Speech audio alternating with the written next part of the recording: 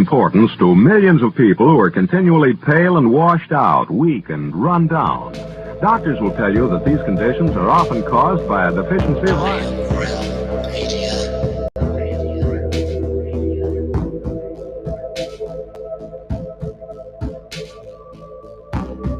The iron you need to keep you physically fit and mentally alert.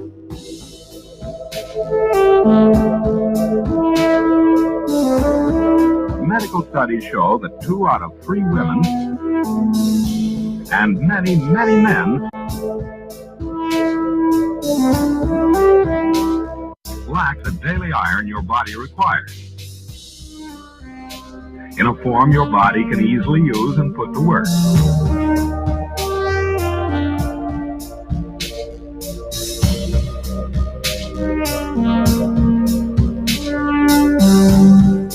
Every dose gives you more than your daily minimum iron requirement. We are awake, we are aware, we are not alone. We are striving for more. So if you're not getting the iron your body needs, we are awake.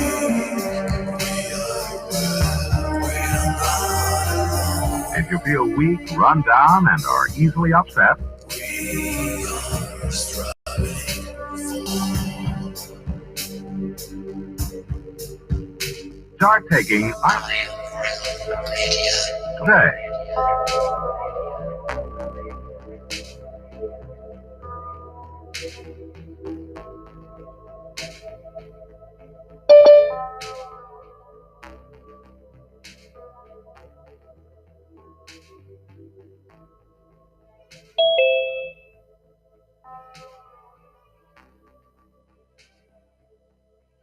It's Friday, my dudes. Thank God it's Friday. TGIF, everybody. Welcome to Have No Sphere right here on the Iron Will Media YouTube channel. My name is Josh Corey, and we've got a show planned. Well, we've got a show coming up. We had one planned, but you know how the best laid plans go. We were going to have that flat fellow, Tommy, on, but as society requires, we must earn a slave wage in order to not die in the street like an animal, and he had to work late. His job has been running late as of late, and he probably wasn't going to be here till, well, by the time we were wrapping up, so he's not going to make it, but I think we may have finagled a guest or two one way or the other. Let's jump right in and say hello to the gang, starting off with our original man from down under, Rob. Rob, you got the link. You made it in. How in the hell has your week been, sir? How you doing? Well, I got the link not off of you because I'm pretty sure you hate my guts, but Zach was kind enough to give me the link. Thank you, Zach. And yeah, I'm here. Well, I figured you'd just keep waiting and keep waiting and keep waiting until you got the clue, well, but apparently Zach stepped in and just fucked it all up. Yeah, he did. He did. That's why I always ask in the morning, do you need me or want me? If you say no, I'll go and cry in the corner somewhere. And we always want you here, Rob. You never have to ask. All right. All right. And if you want to bookmark that link, it'll be the same MFing link every I week. don't know how to. If you haven't worked that out, I'm pretty out there with technology. So surprised I got on here. All right. I will make it a point to send you a new link every week. Excellent. Perfect. Let's say hello to one Mr. John Savage. There it is. Nope. Savage! There it is. John, how in the hell are you doing? All right, Josh. Hello, guys. And anyone listening, Liz. How come I can't have a Hazel. Rob? You can. I'll start of mine. I want a Rob. Yep. That's what I have for you, Rob. All right. Timestamp that. That'll be his.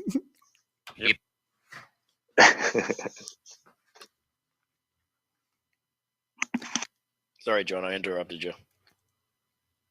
So I'm still trying to. Fucking OBS. God's sake. I'm just shutting it down. Just shut it down. God damn it. Bloody distractions. There you go. Yeah, no, I've had a week. It's half term. Kids at home. Pissing the rain all week. Yeah. Been an absolute blinder. But for the first time in years, I actually had a decent night's sleep last night, and I didn't dread coming on the show tonight for the first time in months, probably. I don't know what it is, but there you go. So yeah, looking forward to tonight if anyone shows up. Yeah, my fingers are crossed. My fingers are crossed. Lucas was looking for a promo earlier. I think we just got one. We could record that. Drop that out. Rob! Well, since you spoke up, sir, I'll just hit you next. Mr. Walter Johnson, in the cold, in the murkiness of the busted pipes. And guess what I just got told? They're throwing fists underneath your house. They can't finish. They'll finish in the morning. Excellent. Oh, that's a bad sign. Nah, it's complicated. There's lots of extenuating circumstances. This pipe system in this house, man, if you could have seen that mess under there, it's been patched and plugged, and there's PVC, there's iron, there's probably like aqueducts under this house. It's so old. So yeah, it's pretty bad. But at least they've made some progress. He said they should be here bright and early. I said, don't worry about us. Get here early as you can, before dark, whatever, before daylight. Get here. So hopefully it'll all be done tomorrow. Have you got copper pipes or iron pipes? No, it's a bunch of everything. That's the problem. This house has been through a lot of owners, and over the years, everybody's done their own version of patchworking. And there's PVC here, there's iron over there, there's a weird new thing that's got rubber. I don't know what the fuck that part is. And yeah, there's all kind of stuff under there. And you can easily see it. I could take a camera out there to show you guys. It's not like it's hard to see. It's all above ground and hanging out. That's why it all freezes and busts. Oh yeah, man, I'd pay for that. I'll give you a plumbing porn. I'll give you a view. I'll do that. We'll do that. That'll be my new channel. Come see Walt's pipes. Wow, that could go a whole lot of wrong ways, couldn't it? God, you're so gross. Anonymous Walt. channel doing that. Yeah. Anyway, I'm here. There's other folks. Hi, other folks. I'll shush up. But at least I won't have the noise that I was thinking. Because, dude, earlier it was bad. It was beating and hitting and tearing and cussing. And so, yeah. But all that will not be happening now. The beauty of having a backup channel, the few people that knew where you were in your main channel are even fewer now. So I just come in and make everybody in chat moderators, because that's what's up.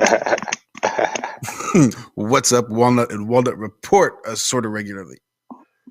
Or are we still punished? I didn't even ask that coming in. I didn't even think, because I'm so stressed over the pipes. So we're still punished and not on our regular channel? I could have sworn I read that you couldn't upload, you couldn't post anything to your channel, like a community post, and you couldn't go live for 7 days. Can I just ask? And then you carried over. Ignoring Lucas because he got here so fucking late. No, we just haven't gotten there yet. I wasn't that late. Shit. Well, we said hey to Rob. Zach was here before you were, and we haven't gotten to him yet either. You're not allowed to talk. You're in the corner, Lucas. Okay, bye. You're punished. You're punished. That reminded me of, I'm not even going to start. I've had movie references on my brain all day. It's been crazy. All right, I tell you, it's Celtic Pride when he sets him on the bench.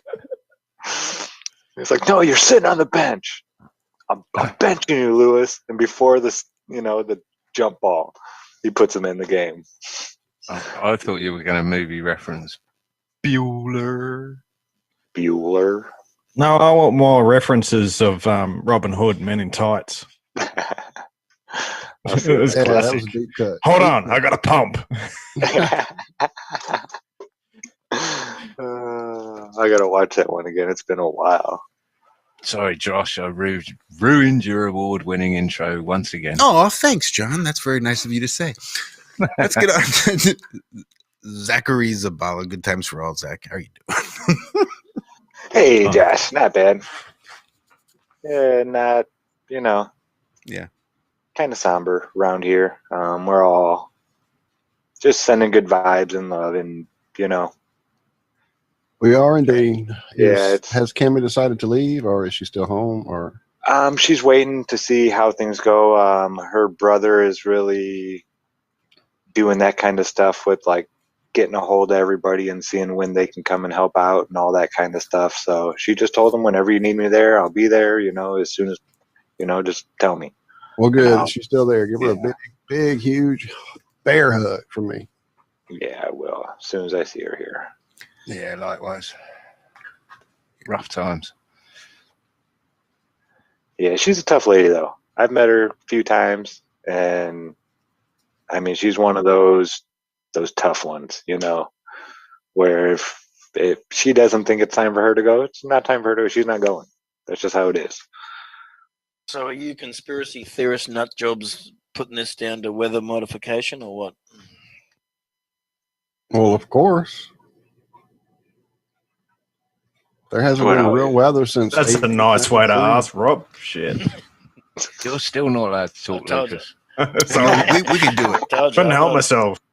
I'm not on any of your sides anymore. I've changed teams. So I heard that about you. Yeah, heard that's why you got your divorce. I mean, I've changed. Global warming, Rob, is that what it is? Global warming? Yeah, that's it. Yeah. Not change teams in the other sort of way. Well, I might have to if this drought keeps going. I'm gonna have to change teams. Sorry, Savage. I just can't help myself today. Well, I'm just wondering if Rob's changed gender or not. What's going on? Well, it's coming. Well, you got like 500 to choose from now, Rob. So it's it's gonna take you a while. Probably get a job I'm easier. I'm like the heckler from the bench, aren't I? Hey, from the sidelines, fucking do it the other way. Stop talking at the back. All right, the newest Thunder from Down Under. The man with the channel LC King, Mr. Lucas King. Lucas, how are you doing, sir? I'm doing well. Yep. Need no introduction. I've already done it. No, everything's good. Looking forward to the show. Hopefully, these guys turn up. Your job's on the line, Lucas. Yeah, I know. Well, Benjamin said he'd be in it in an hour or so. He's driving or something, so he'd be doing it from the parking lot again. And I hinted at the other one just because I wasn't sure if that was actually going to happen or not. So in the title, it was hinted upon, but not actually stated. Whereupon Benjamin Balderson's name was in there. So okay, yep. They could just say Josh is an idiot who doesn't know how to spell, which could very well be the case. So yeah, we do love and miss you, Kimmy. Mr. Corey. My day was nominal. It was normal. Doing pretty good. It's nice to be one of the few people who can say that they're actually ahead of schedule in a business that usually runs anywhere from months to years behind schedules on a contract. But it's just the nature of the beast, though, because so many of these things are complicated beasts, and there's so many steps and processes that it just falls behind. Damn it. Like me, I'm falling behind. You're talking about your dental work again? No, I'm talking about my job.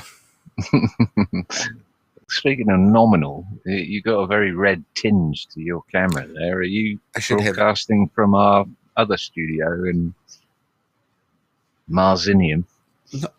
Yes, Marzinium. Mm-hmm. That's exactly where I am. Deep in the heart of Marzinium. No, I have lights. I have gophers. Lights that are red. Some I can change easily, some not so easily. Very Amsterdam.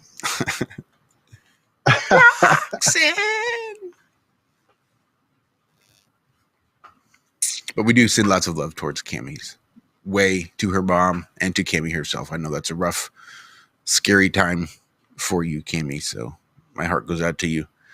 And I wish you nothing but the greatest of patience and understanding. To you and your whole family. Again, I know it's a whole scary situation, especially in these goofy times. Yeah, the waiting is the worst part. Yeah. On these things. And not knowing. It really is. Yep. Yeah. Especially when you're long distance. That's what I've dealt with a lot over the years since the family had moved out to Oregon. So anytime someone that far away gets sick or has issues, you want to be there and you can't easily when it's I don't know, physically far. When you're that physically far, you can rationalize and have a separation. And it's scary and bad, but what the fuck can I do? I'm 3,000 miles away. When you have more than one person that cares for the person in the hospital, then everybody else is sort of waiting around, probably in the parking lot at this point. Where is her mum? Out in Denver. Oh, right. Yeah, right back there. How's your mum, by the way, Josh? She had moved up to the 3rd floor, which is sort of like a TCU, transitional care. Sort of, yeah. They were working on physical therapy and all that stuff. She thought she was going to get home this week. I've got to call her and see exactly what her doctor told her in regards to that.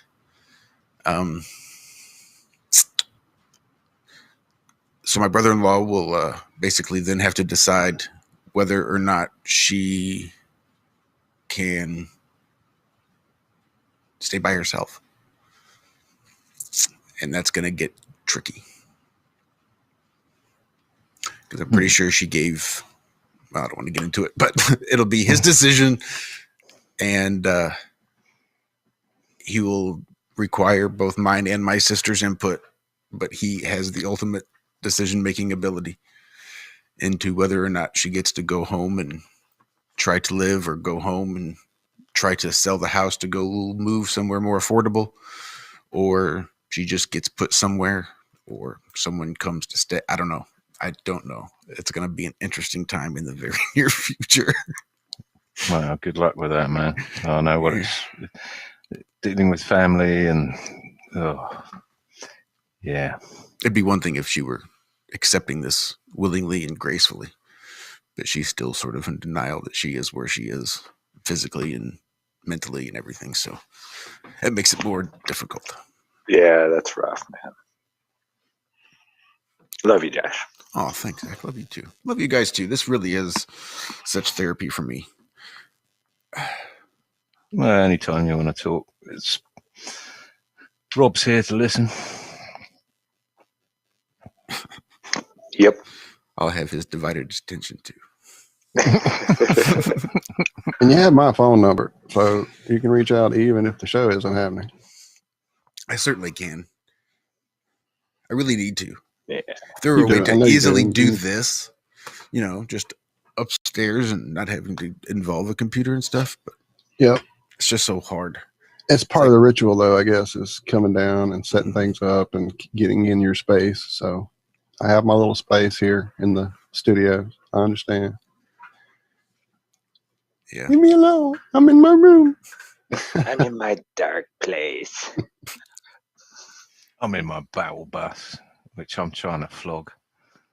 I'm a nomad. I wander. The earth is my room. I made the first steps this week. I got the batteries, so I might actually see if this thing starts, which is quite a big thing.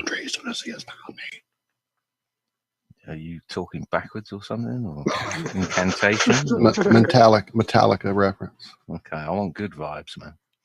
It is good. That's like their best song, almost. Battery. Never got into Metallica. Don't know why. It was an They're a angry little thing. heavy. If you were Yeah. 15 and picking up a guitar, there was nothing better than bashing that shit out. I was into everything else metal, just not Metallica.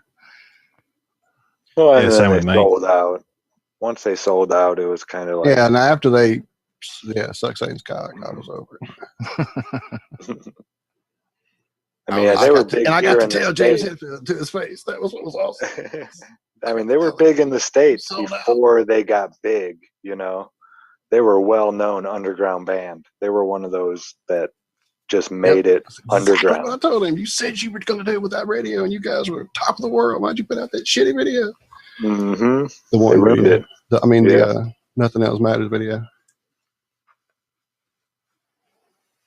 The old man. No, I didn't. I mean, that was weird and crazy, but they were still metal. It was the Nothing Else Matters radio song that they aimed for radio. Recorded a video of them making the song in the fucking studio from day one. They intended it to be the video, so it was straight radio play. And that year, the girl I was dating gave me a calendar, Metallica calendar, and they were literally sitting there, posing, doing exactly what the fuck they swore they would get on never do. YouTube and play this song. What do you reckon? Do what? We should get on YouTube and play this song. What do you reckon? Let's do it. Let's do it. Crank it up. I haven't bought What's a the Bob worst that Dylan could happen? album. Fuck this channel too. We'll burn all these channels to the ground. Yeah, I haven't bought a Bob Dylan album since he did that Pepsi commercial. I was like, really, Bob? He said he'd do it for an alcohol maybe, or for lingerie with, beautiful women standing around. He'd do it for something like that. But he said straight up he would never sell out Pepsi. Really, Bob? That one hurt. Yeah, I was like, because he was like one of my folk heroes back in the day before I really woke up to all the music and everything. And I saw that and I was like, yep, never buying another Bob Dylan album. Oh, it was a massive. So he couldn't even do YouTube Coke. Ever go to second best with fucking Pepsi? Right. Yeah, that was a sad day for Bob Dylan fans There was everywhere. a Mick Jagger and Coke joke in there somewhere, but I just let it go. There's some joke in there, I'm sure. I was big into U2 and Bono before I found out he was a wanker. You couldn't tell. Massive. He couldn't tell. He never takes his glasses off. Yeah, no, this some was back in the issues. 70s. This was the 70s. Yeah, talking, Rattle and Hum and Joshua Tree. Yeah, those were pretty good albums.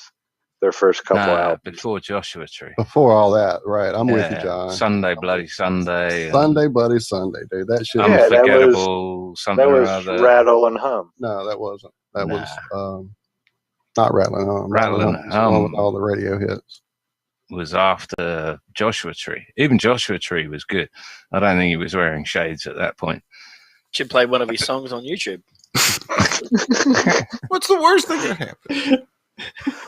We'll just go make another backup channel. We love you guys so much, you'll never be able to see us.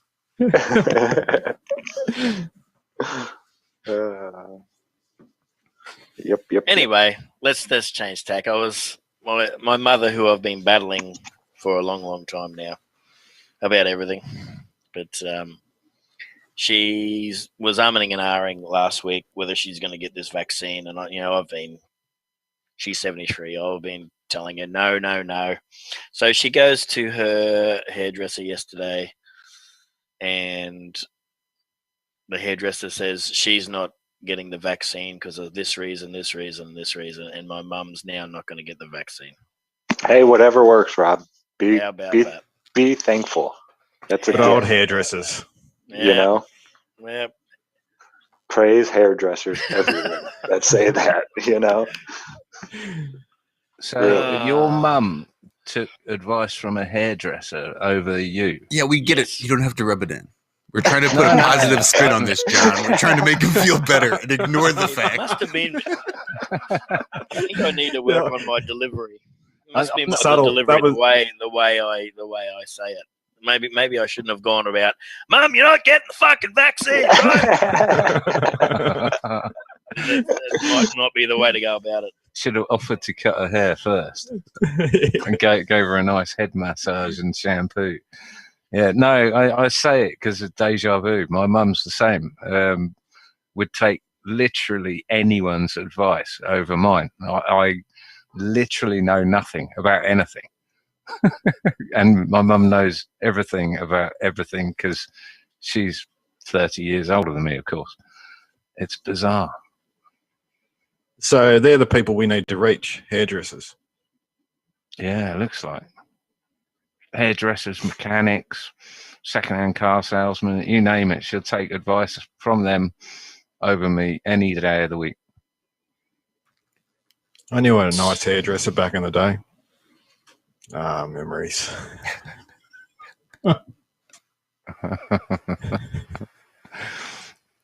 Was he called Jason? Wasn't a he.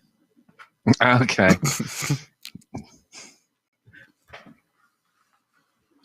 Anyway. Bueller. So apparently there's something going on Mars. They got the helicopter, the Mars helicopters arrived.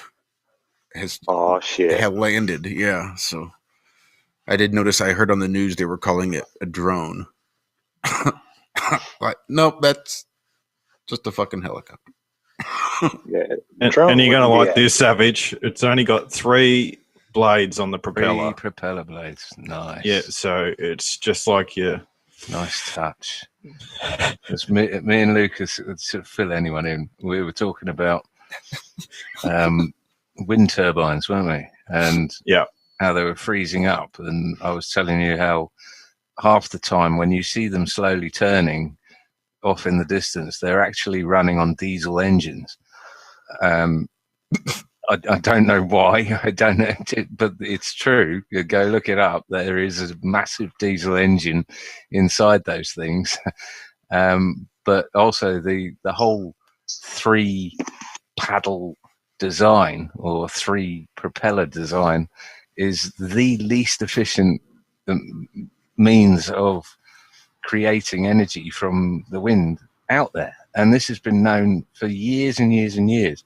Professor Jim McCanney has made it a personal gripe of his for his whole life to go on about these 3 propeller or 3 whatever they're called wind turbines. Yeah, crazily inefficient and yet another scam, unfortunately. No. Anyway, back to Mars. You were saying? Back to smaller propellers and atmosphere. Devon Island, you mean? Now, John, just because the pictures look exactly the same with just a different hue, we can't assume that they're lying again. I think that's it. I think they looked and said, look at all these people wearing masks. We got them to believe that rockets can work in space. Why don't we just convince them that helicopters can work in almost no atmosphere?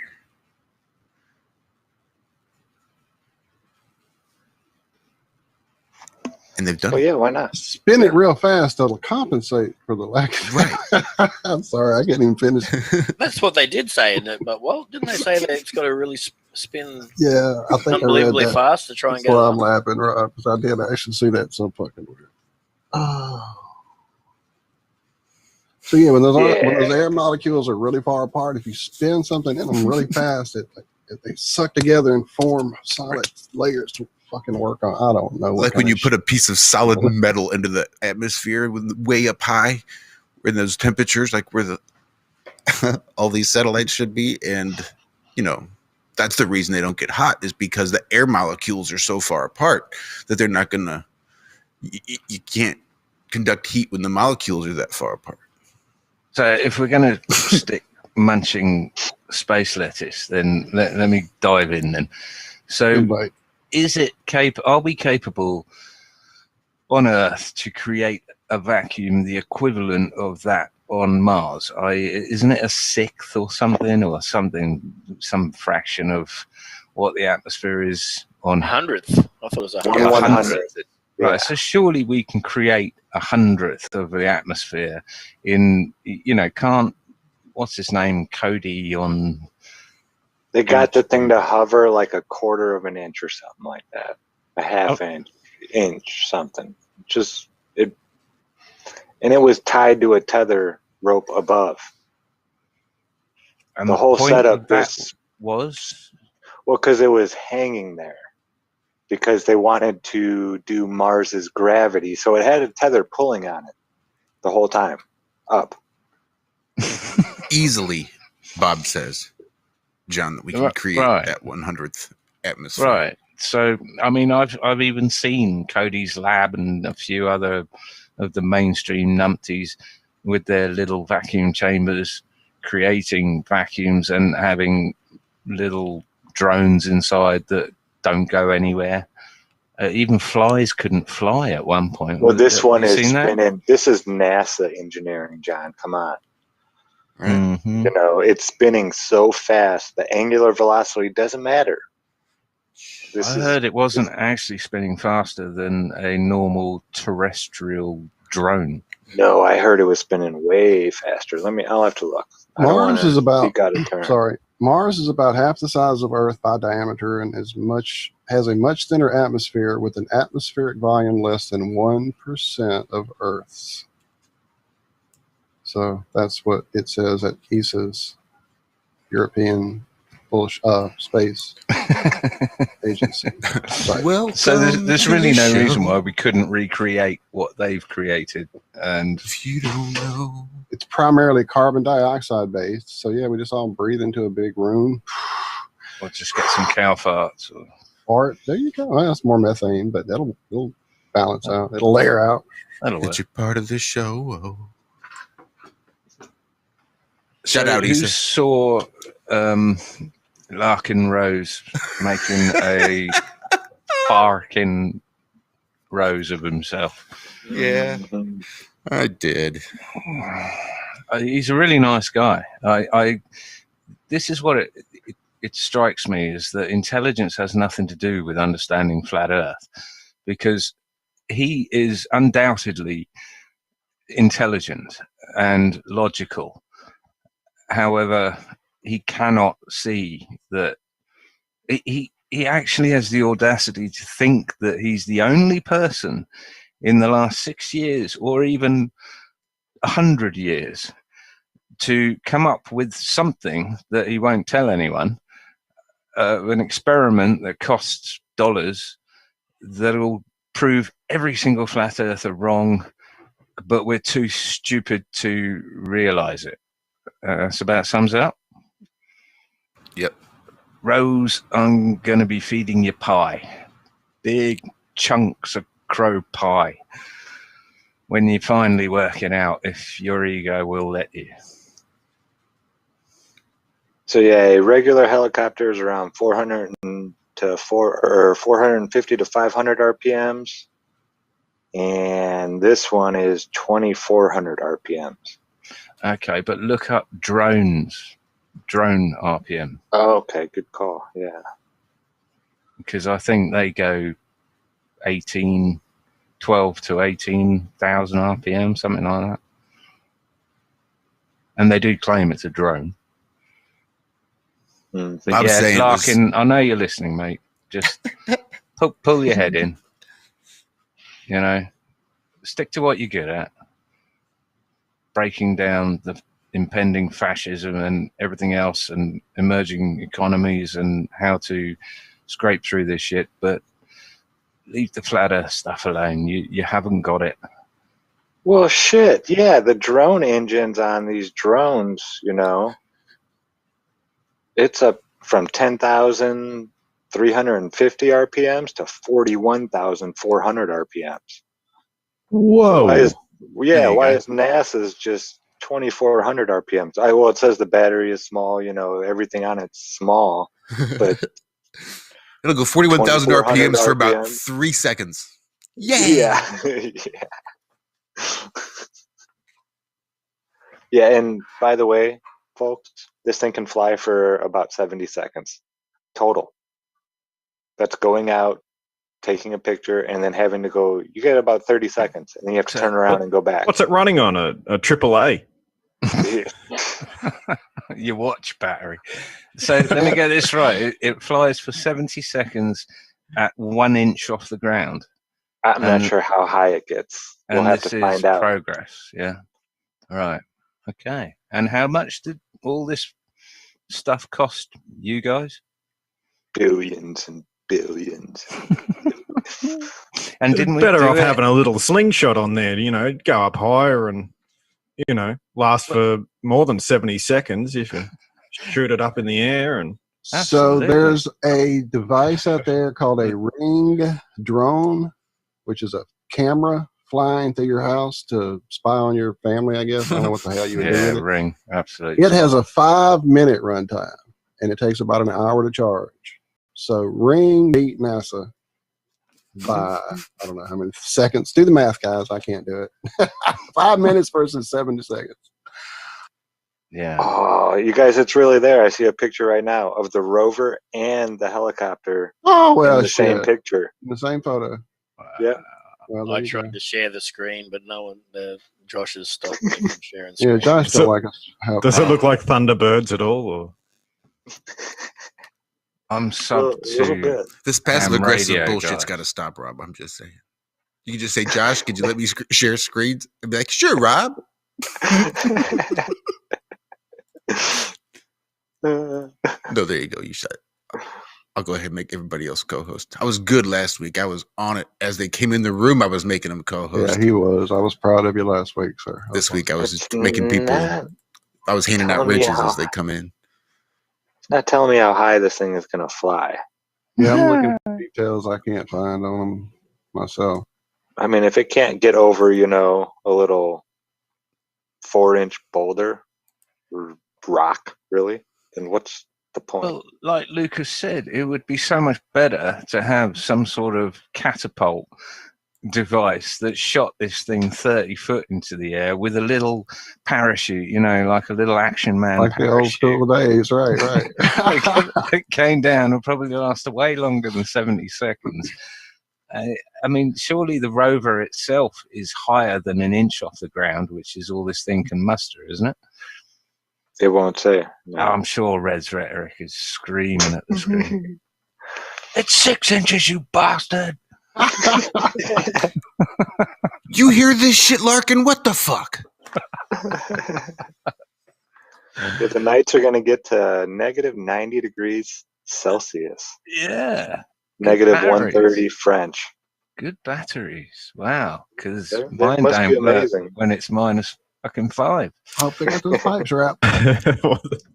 Although, no. At least lithium twice. Good for Always good to minus 40. double But wrap you your said pipe. minus 90, yeah? Uh-huh. Okay. They're running on some sort of wizard power there, then. Yeah, well, the turbines freeze up in less than that. Not when they're going 40,000 RPM or whatever this. What did they say this was going at? 18? 24,000. 2,400. What? Not that. Yeah, this is nothing. For a drone. 2,400? That's 2,400 RPMs. Remember those landing balsa wood slow-mo. planes with the little rubber band and the red propeller? I'm just saying. And we're back to I think balsa those wood. had higher RPM. Wow. Foucault got his gyroscope spinning faster than that, probably. Yeah. Hooked to his mountain bike. John's shitty experiment wouldn't have spun that fast. 18,000 RPM. Eat it, Rob. Okay. Okay. So Larkin's experiment. I saw. Oh bollocks! Who was it in chat? Zipping back. I don't know. Walnut maybe saying that it was a crap experiment. Anyway, I haven't. Did he ever I don't say know what it was? The experiment is. No, I never heard him say what it was. No, he hasn't. He won't yet. And he wants to send you, tell him that you'll do it. He will purchase the stuff and send it to you. And if you don't do it, you have to send him $100. Right there, I was like, what? This is stupid. It was Michael Kilpatrick. His experiment is poppycock, if you ask me. Yeah, I'd be interested to know what it actually is, what it involves. And if it's sticks and shadows, then Yeah, or if it's not being able to triangulate the sun, it's like, okay, thanks for telling us something we've known for like, what, 6 years now? like I say, does he really think he's come up with something that the entire internet hive mind has not come up with in 6 years of intense input? I mean, come on, snap out of it. Even your fellow Australian snapped out of it, or at least got to a point. The hell was his name? Max Egan. Even he had the sense to back off a tad when he realized that laughing at flat earthers was going to end his YouTube career or whatever. Even James Corbett can understand how much, which is Larkin Rose's mate, can understand how much. Max Egan, John, was the guy that took the compass on the plane that flew from America to Australia, didn't he? And fell asleep. The compass was going in directions that can't be explained on a globe, weren't they? I don't know. While he was falling asleep, we got like 3 minutes of video from him going from, what was it, Sydney to Santiago, something like that. He's backed off big time on this one. I tried to get my mate Ross to take a compass. I said to him, I'll go buy the compass, everything for you. And he said, yeah, no worries. And then I didn't hear from him, and then he was gone. And he didn't. Oh, yeah, I forgot to do it. I said, how the fucking hell could you forget to do it? You need to buy him a Rapper Speed instead as well. So I was chatting with him in Skype a while back, and he was the same way. He would talk about flat Earth after he had 3 questions, 3 things that he needed satisfied in his mind before he would discuss flat Earth in any sincere, serious way. Let's see if I can't dig up that conversation. You're talking about Max? Yeah. Yeah. Uh-oh. No, he went off in one, understandably at the start, because he came out saying straight out the gates, flat Earth is a psyop. And he must have been hit by hundreds of thousands of abusive flat earthers. And they do exist, believe me. Well, you don't have to believe me, but abusive people exist, whether they're flat earthers, Bible believers, Muslims, whatever. You're going to find them. So that is probably, and I suspect it was the same that happened to Larkin Rose, is that a lot of his audience were saying, gee, it's flat and it's stationary, and you're an idiot if you don't see it. And that's enough to turn lots of people off. But if you can't be bothered to put the time and effort in, even to debunk the stupid stuff like sticks and shadows, then just keep your gob shut, you know? Well, even if you want to talk, but talk. Don't say you have an experiment that's going to shut everybody up and stop all. What is it? And then accuse everyone that comes back of being retards, and that's why your experiment has to be so retarded so that we can understand it. I mean, you're just setting yourself up. You're hammering nails into the coffin that will eventually you'll find yourself in. Just don't comment on it if you haven't done the unbelievably extensive research that most flat earthers have done to get to this point.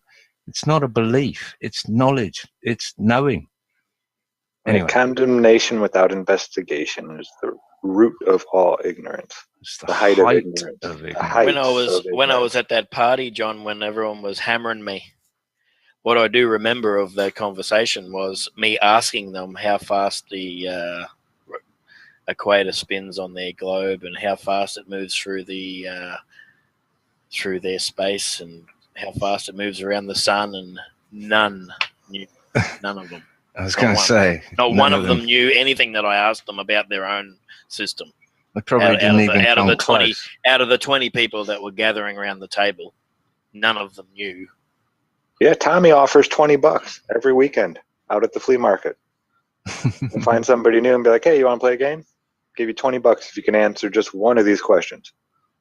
But it's like Larkin posted a link to how we know the distance to the sun, and as Karen pointed out, it relies on an assumption straight off that we believe we know the size and dimensions of Venus, which you don't, you can't. Mm-hmm. It's ridiculous. What do you mean? It's our sister planet. Yeah, It wouldn't be called the sister planet if it wasn't around the same size, right? we're not a planet, but yeah, close. Yeah, it's easy when you just make up that one. They need a start point. They have to have one. This is the thing. It's okay. I can understand someone reading those articles and saying to themselves, right, that makes perfect sense. But as good researchers, they should then go and research, what do flat earthers say about the distance to the sun? What do flat earthers say about sticks and shadows experiment? What do flat earthers say about anything? You know, that's the sign of a decent researcher. You have to see it from and know the argument, know your opposition's argument better than they do. Like evolution, you have to know about speciation and the 7 different types of evolution, the macro and the micro, and you have to know their argument better than they know it, or you're not a good researcher. And considering Larkin's portfolio of information he's put out so far, he's a fantastic researcher. So how does it fall down when it comes to flat Earth? And that is where I think intelligence is trumped by your ability to be able to change your fundamental beliefs and views on something you've been taught from the day you were born. Only some people can do that, it seems. Doesn't matter how intelligent you are. Well, I mean, he does have his own thing going too. You know, maybe he's just behind the times. He's just now catching on. I mean, I know he's talked about it before. I mean, he's discussed it before. I don't think this is the first time he's mentioned flat Earth. No, he's mentioned it from years back. He's been banging heads with flat earthers since flat Earth came out. This isn't a new thing with Larkin.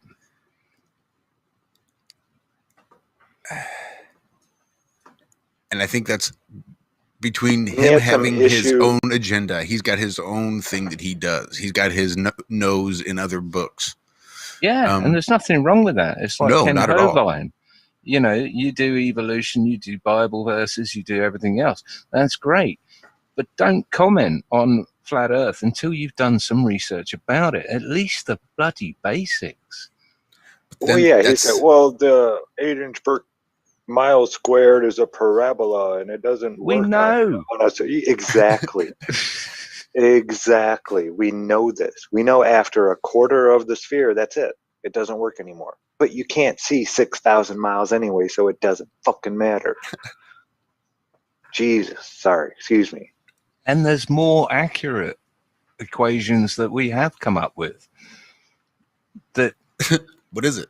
You can do it on. Yeah, exactly. Shout out. I have it written down. I have the Earth curve calc written down. No, but even the equation we came up with. Oh yeah. It doesn't include. It doesn't. What the problem with that equation, apart from the decimal points, it doesn't include the height of the observer. Mm-hmm. We never put that bit in, which makes it almost useless. No? I don't think so, no. I thought he did. No, I have the equation written down for the height of the observer and everything. It's longer. It's definitely longer and everything. But there is one, and you can find it online and use it. It's very easy. Well, yeah, you go to the curvature calculator thing, and you go to the little link at the bottom that says how it's calculated, and it shows you in handwritten form the calculation you have to go through, and it's about 5 lines long, and it's full of the square roots and brackets and everything else. It's ridiculously complicated. It works. It's Pythagorean, but 8 inches per mile squared works very well, and it means that the common man who can't be bothered to get out, a calculator the size of a computer to work it out, it works very well, and it works, as far as I'm concerned, it works easily as far as we can physically see. Mm-hmm. So up to 100 miles, not a problem. Like Karen posted the chart comparing the Pythagorean, the 8 inches per mile squared. There was another one, isn't there? I can't remember what it was. And then there's Adams. Shout out.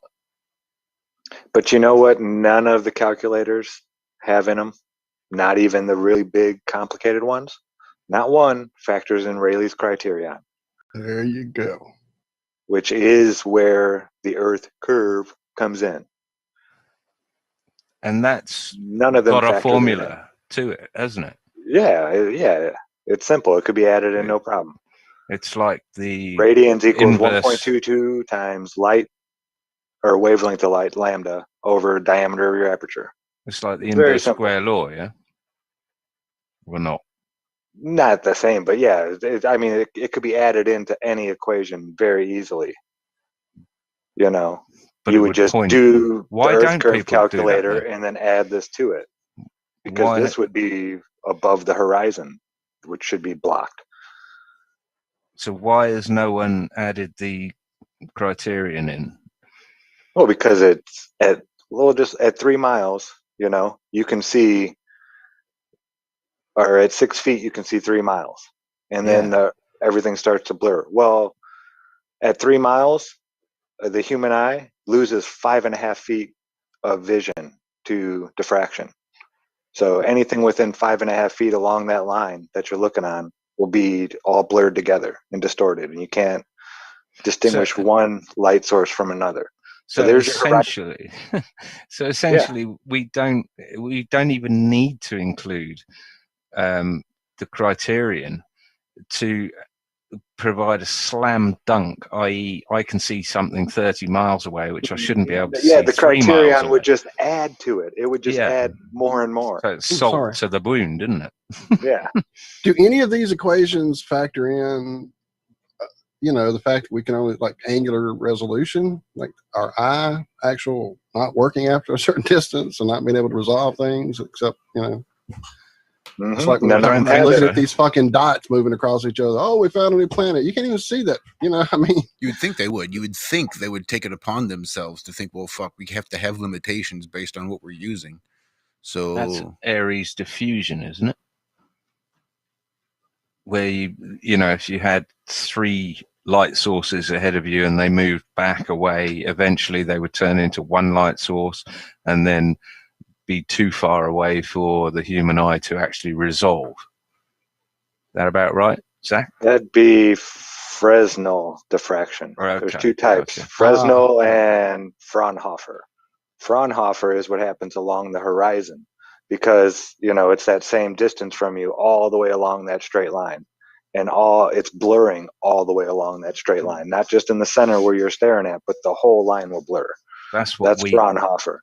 Now, Fresno, Fresno, if you're looking at your hand from 2 inches away, you still can't see the little cells and everything because they've all blurred together. That's Fresno. That happens whenever your eyes are open looking at anything. Yeah. And then Fraunhofer is when you're looking to infinity and beyond. But you found another one, didn't you? The Aries diffraction. And then it disappeared. Yeah. I saw you. Dude, that freaked me out. That's one of my Mandelas right there. Yeah.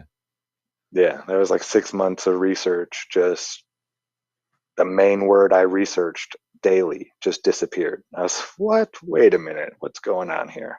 I've been wrapped up in the conversation. Just got back to the chat on YouTube. I see Bob posted an equation there. Did you guys grab that?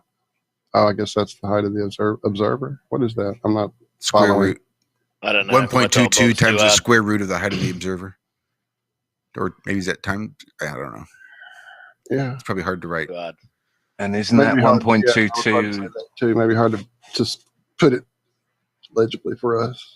Just put it in ASCII. 1.22 times the square root, the height of the observer. Right. Okay. But isn't that 1.22 linked to Yeah, the Rayleigh's angular criterion. resolution? So 1 foot. Yeah, I think it's 1 foot is one. You can see 1.22 miles from 1 foot. I think. Right. That's insane. I never added that together. Oh my goodness. Shout my out to mind is Steady blown. Red in the chat. Who, sorry? Steady Red. Not a name I right. recognize.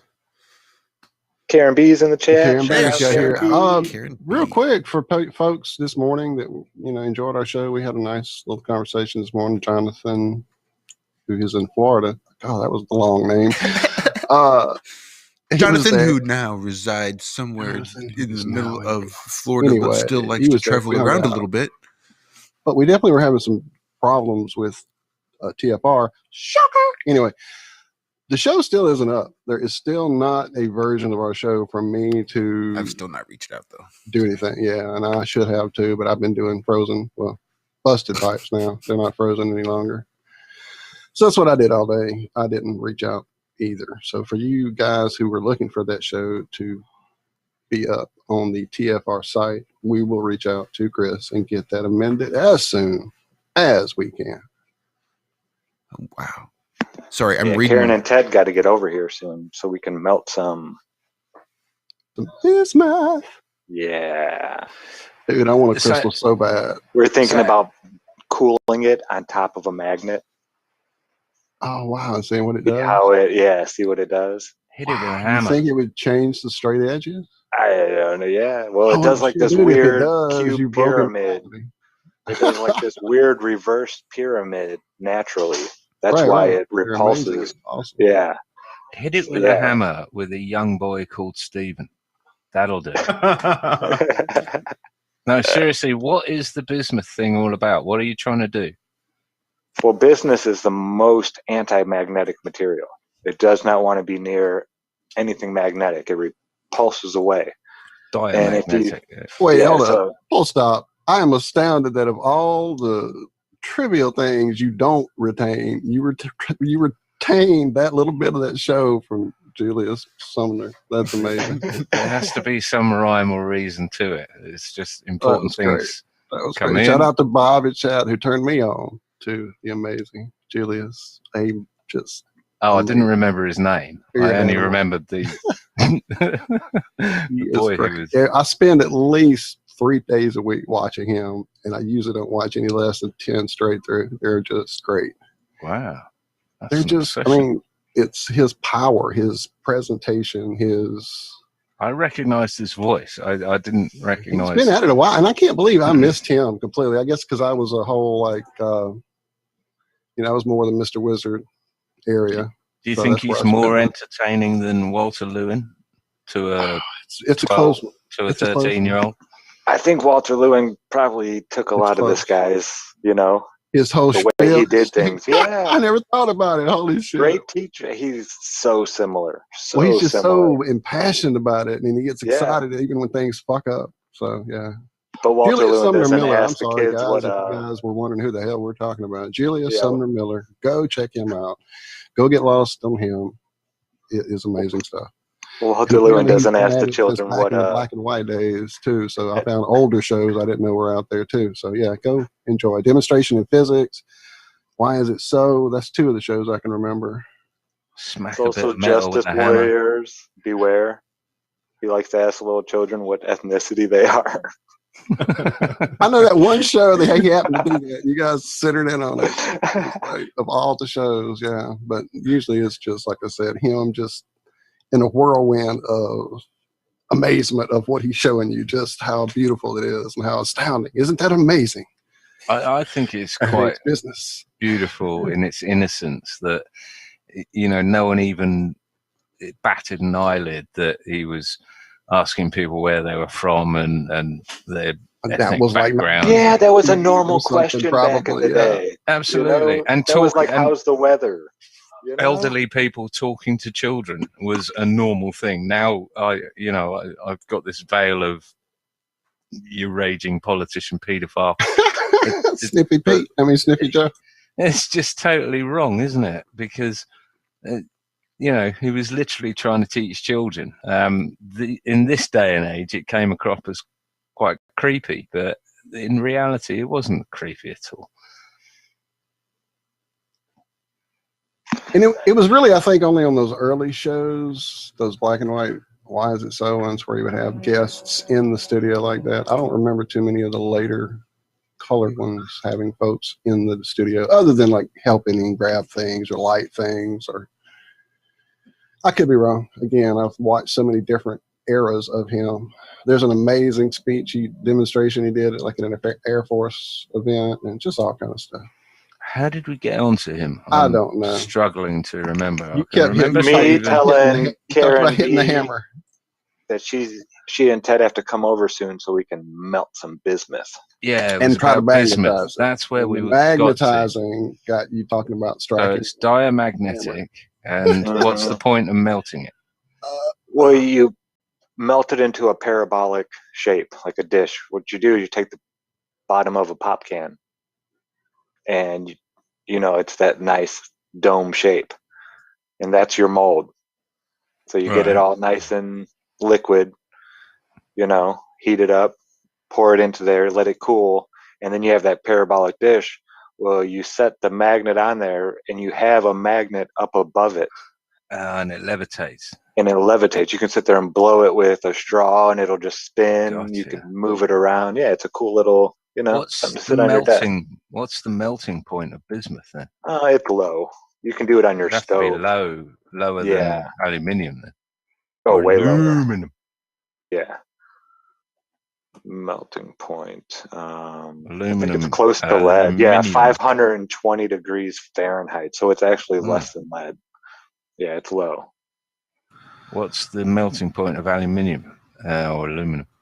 2,000 degrees, 2,100 degrees Fahrenheit, I think.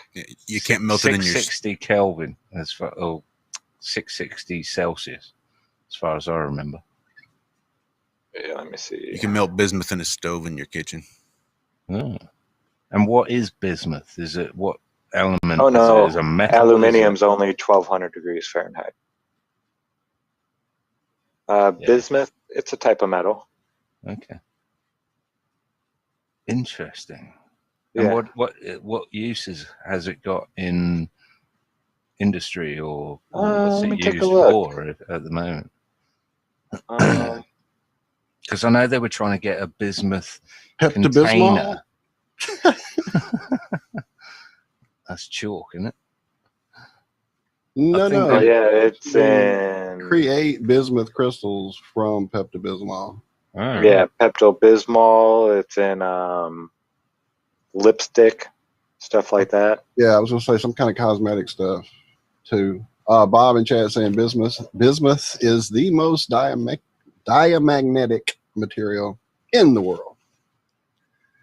So it's used in medicine, cosmetics, fire detection, extinguishing systems, replacement for lead in shot and bullets. So it must be heavy. Let's see. Real-time research. Density of bismuth. Rob, you're quiet. 22 grams per centimeters cubed. Shout out Nemo. Thanks for keeping me honest. No, actually, I was actually really kind of lost.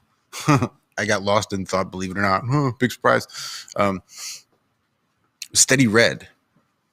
And then I got to thinking about James True. I haven't heard much from him because he'd been hidden on Facebook, and I guess he was a bad boy, apparently. And I guess I must have been unsubscribed, or I don't know what's going on. I noticed he was a noticeable absence. There was a vacuum left without James True there. But Steady Red in chat was saying that this past year has been his wake-up process, that everything was a lie.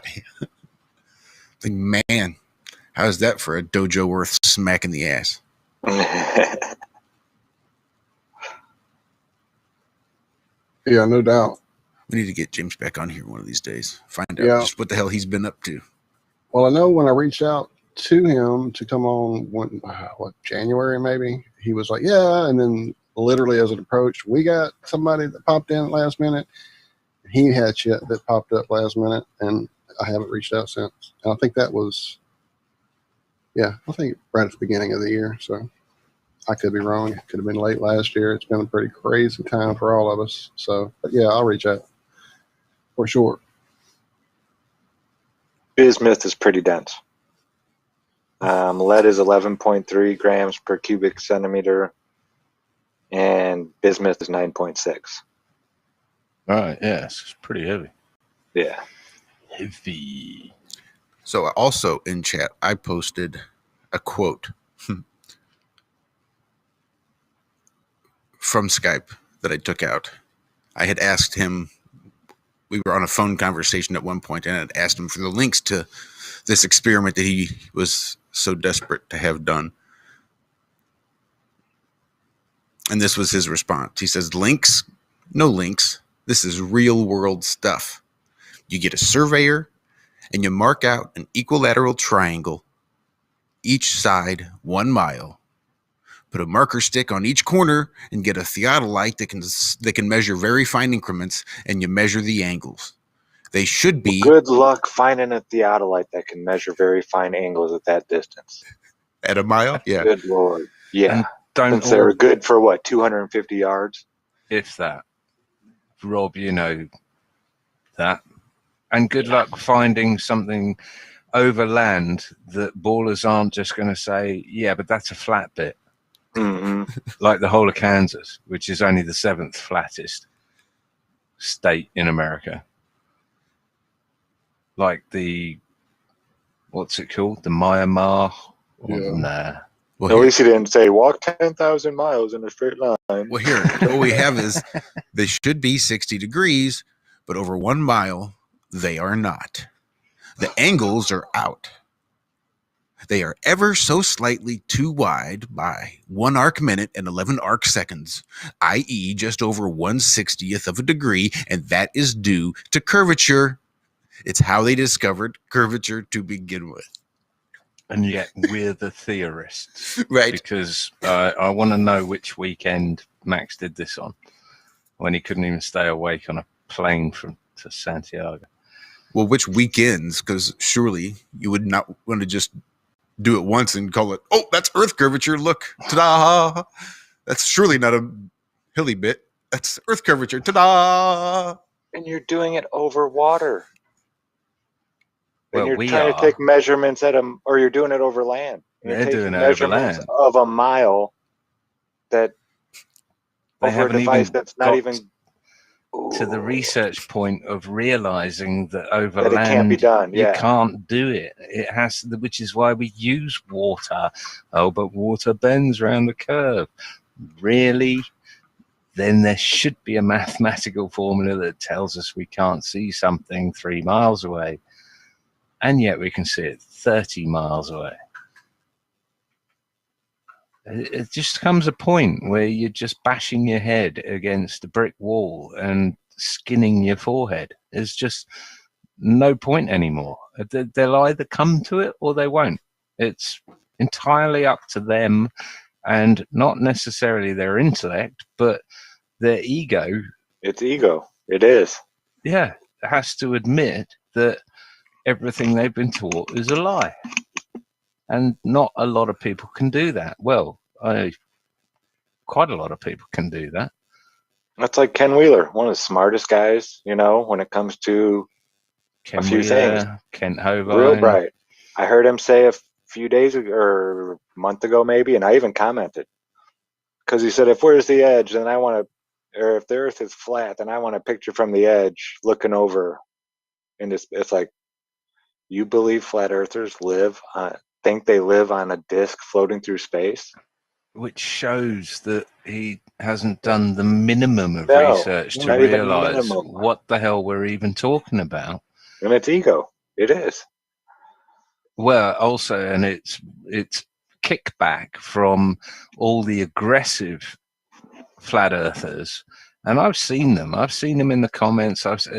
And I wouldn't encourage it on any front, but there are people, dumbass, I followed you for ages, the earth's flat, Well, it says so in my Bible, it's this, that, and the other. I did poke the bear a little bit. What'd you say? How many likes did you get on that comment? But I told him condemnation before investigation is the height of all ignorance. I said, what you have right here, I said, you believe flat earthers think they're on a disc in space? Right here is the height, or is pure ignorance, folks. Yeah. I said, no offense, Mr. Wheeler. I don't see a problem with that, because how true. Many years ago was that said? It's not a new thing. You're not exclaiming anything new. But how many likes did he get on that comment, Zach? I don't know. I think like 2. Yes. That all? 2's better than none. Right? Yeah. I mean, 99% of people who follow Ken will agree with everything he says, because it sounds intellectual and a lot of them above are camera their head. guys. They They're not don't so even but understand what he's saying. he makes it sound like that. He makes it overly wordy, and instead of just simplifying the... Well, yeah, isn't a true genius someone that could actually explain something so a child can understand it? Exactly. Yeah, you don't understand it until you can teach it. And if you have to just... I'm not having a go at Ken here, because the words he uses are very specific, and they have meanings, and he knows the meanings of them. He does like to chop them out, because he's probably bored of explaining what they actually mean. But I would hazard that most of the people that follow him or retweet him or thumb up his videos have no idea what he's talking about. And this is the same fallacy and myth that Einstein lived off, that only a handful of people could understand the theory of relativity, or E equals mc squared, or any of these other things. It's like, no, that's not how it works. I can probably say I comprehend about at least 60% of what Ken says now. We've got a guest which is coming on way in a few better minutes. than the 20. You've got a guest coming on in a few minutes, and I did want to take another minute to shout out Steady Reddit chat, because that's really got to be a rough year to completely reject what you're seeing. It's one thing to go along like all the rest of the people. That makes life real simple. It's real easy to do that. But when this is what is waking you up, that has got to be a lot. So I just wanted to send some of those vibes your way, because, man, that has got to be a rough process, especially for not just you, but the people around you, watching you wake up and them not understand it. So my hat's off to you. Know that there are people out there. You're not alone. We love you too. And we are glad that you are waking up. And as you do it, I think you will set the example. Just remember to treat those around you with love as well, even when they get frustrating and their ignorance is rooted deep or reaching high. That's the bit I have trouble with. Me too. Sometimes I just ditched them all. I was over it, ditched them all. That's about the only way I could do it. The only way I could keep a sane mind and not be a dick to everybody around me was to disengage and just say, you know what, let them have it. And I think that's part of what some of these people out there on the interwebs are there to do. They're there to disrupt and waste time and change you, make you unhappy, make you angry, push you to do things. Yeah. Yep. I'm not even having a go. There, have you? I think Josh has got whiskey in that cup of his. Black coffee. Assuming. cold black coffee. Yep. Well, lukewarm. I'm Room not even temperature. having a go at the aggressive flat earthers. I understand their frustration. Believe me, I've put out 50,000 tweets in reply to to ball earthers, questions or not questions, calling you a retard, a la Larkin Rose. And it's hard not to just give them both barrels in the face. Because you've done the research, they clearly haven't. It's just you need a little bit of restraint, because you're never going to really change anyone's point of view by giving them both barrels in the face. It's really self-gratifying and satisfying, but you're more likely to turn them into a Max Egan or a Larkin Rose, who will just double down and then turn into whatever they call them, a Gem Panda or who's the other one? Stop rumpusing me. That is it. Rumpus or any of these other people. You run that risk, and it's not helpful. Well, I did a tweet this morning, John. I did a tweet this morning about the Mars rover and it putting up with up to minus 200 degrees Fahrenheit on Mars. I've probably put out tweets similar to this many times before, but I just is there an experiment out there that NASA have run that show metals being able to withstand the temperatures fluctuations? If you know what I mean. You've got all this wiring in the Mars rover. You got the fluctuation with minus 200 Fahrenheit to 70 degrees above Fahrenheit. So do you know of any experiments that NASA do to show that their metals and all their equipment can withstand these temperatures? I don't really know that NASA do experiments, do they? They just do CGI and models, but I'm sure they do. You know what I'm saying there. We know they're all full of shit, but they probably buy scientists to perform experiments, because they've got that massive bloody vacuum chamber, and you can call that a big experiment, can't you? You can see the experiment with the astronaut that they put him in. They put that astronaut in that vacuum changer, and he collapsed nearly straight away. So at some stage they do experiments, but I didn't see that. Did they do that? His spit boiled on his tongue. He reported afterward. I saw that as a centrifugal No, this was standing in like a little tiny thing, and they. Is there footage of that? Is there somewhere? Yeah, I've heard of it. May not be out there now, but I had seen it growing up because I was a huge NASA fan. We're kind of talking about that in chat on the side. Sorry, John. He was sitting down he was sitting down in the chair, wasn't he, Walt? And he sort of fell back in his chair and fell down on the had chair, to rush sat in there back. and grab him. Yeah, Had to rush and then in he there talked and about grab him the and get him out. spit literally boiling on his tongue. I remember that as a kid. Mark Terrified Sargent, me, that idea. Hasn't Mark Sargent had a challenge out to any put me in a astronaut? Spacesuit, throw me in a vacuum chamber. Yeah, put me in the vacuum he said chamber. he'll do it. Yeah, give me a spacesuit. I'll go into a vacuum chamber. I mean, there's got to be enough hate out there to actually make that happen on BBC fucking Channel 1. Oops. Have we been Sorry. Well, so last week we got to do a Valentine's Day show, which is one of those shows that I've always wanted to do. I've talked about it every year or something that I wanted to do. We almost did one last one, and then this year we made it happen. This is a guest that ranks right up there with a show that I've wanted to do, a guest I've wanted to have on for at least that long.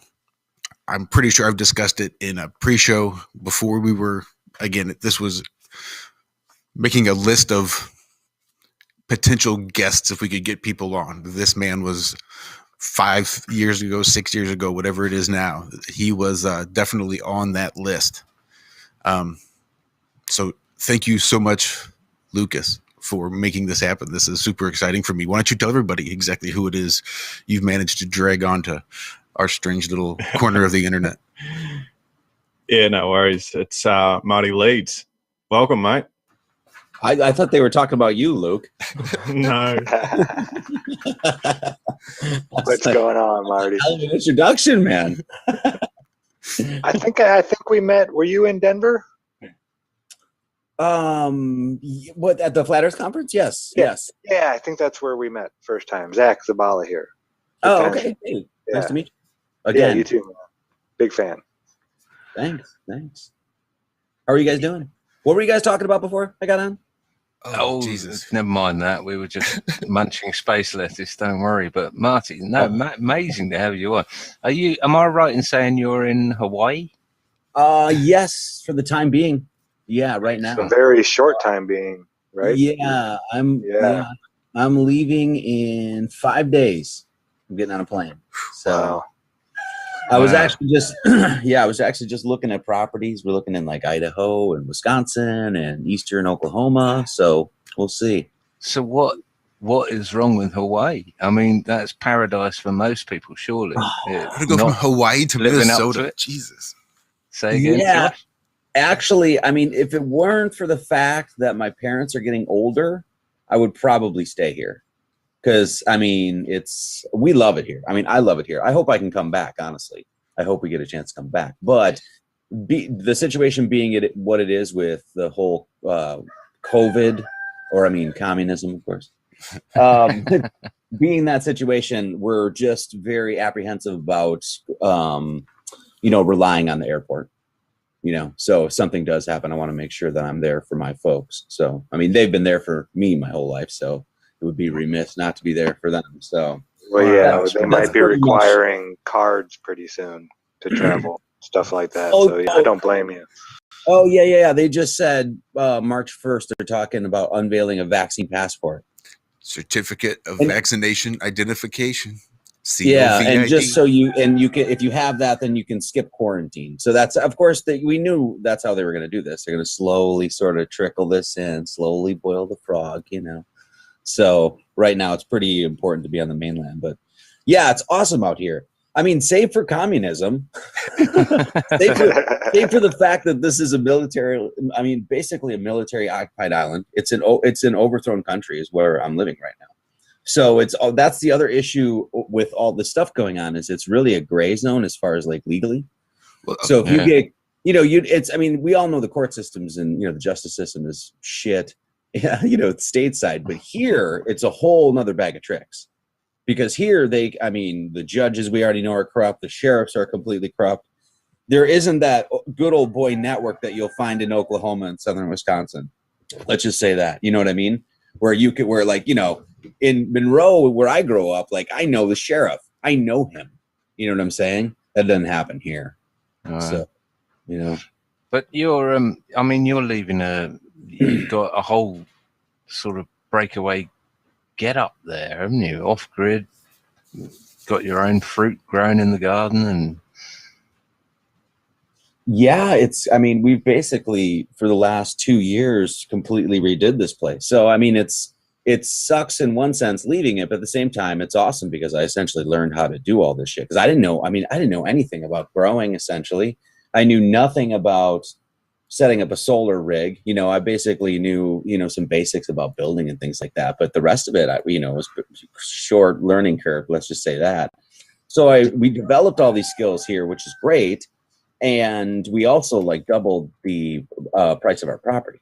No. So in one sense, it's like, we're leaving it behind, but at the same time, and right now we're completely paid off. So it's not like we have a ton of cash, but we're in a better situation than we've ever been as far as that is if the economy doesn't collapse. But if the economy collapses, we're all in the same boat. We're all in the same boat anyway, but we're at that point, we're definitely on the level, so to speak, with everybody. Just on that, is there much talk over in the States about the Great Reset?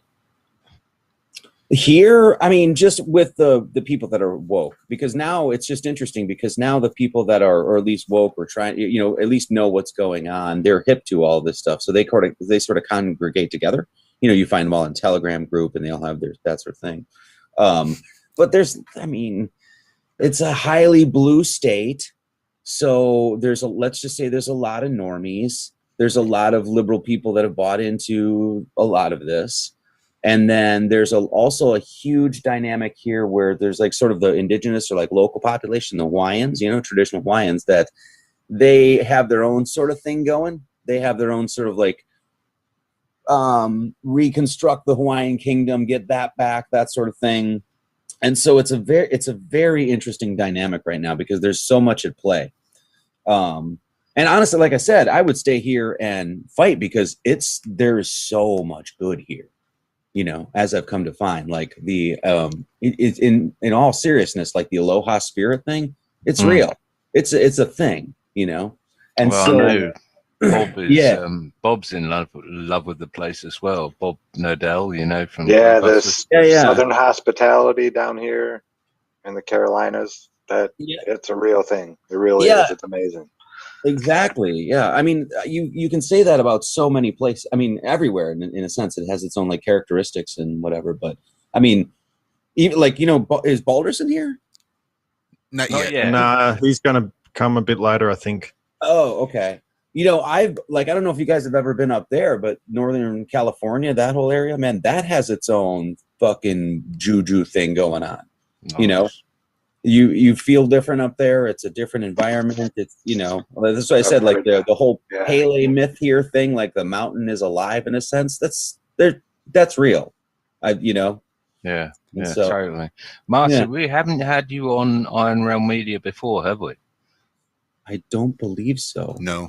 Oh, no. I would know. We would remember that well. Yes, I would remember. Like Josh said at the intro, it's something we've wanted for a long time. Thank you for being here, friend. Oh, yeah. Thanks, guys. I appreciate it. Yeah, so I know that many years. Tourism is a huge thing there in Hawaii. Were there any sort of weird hostilities or anything when you went to go buy such limited space? Oh, no. I mean, you will find that in a bit. I mean, there is some like sort of like the, protecting their land and that sort of stuff. But I think the people that stay here, as well as the people that, the people that are here that accept people that stay here, there's like sort of, in general, what I've felt is that there's sort of a camaraderie or a simpatico, like, hey, as long as you're here to protect the island, you're not here to, you're not the corporation, you're not here to exploit the fucking thing, et cetera, be good, don't be a jackass. It's all good.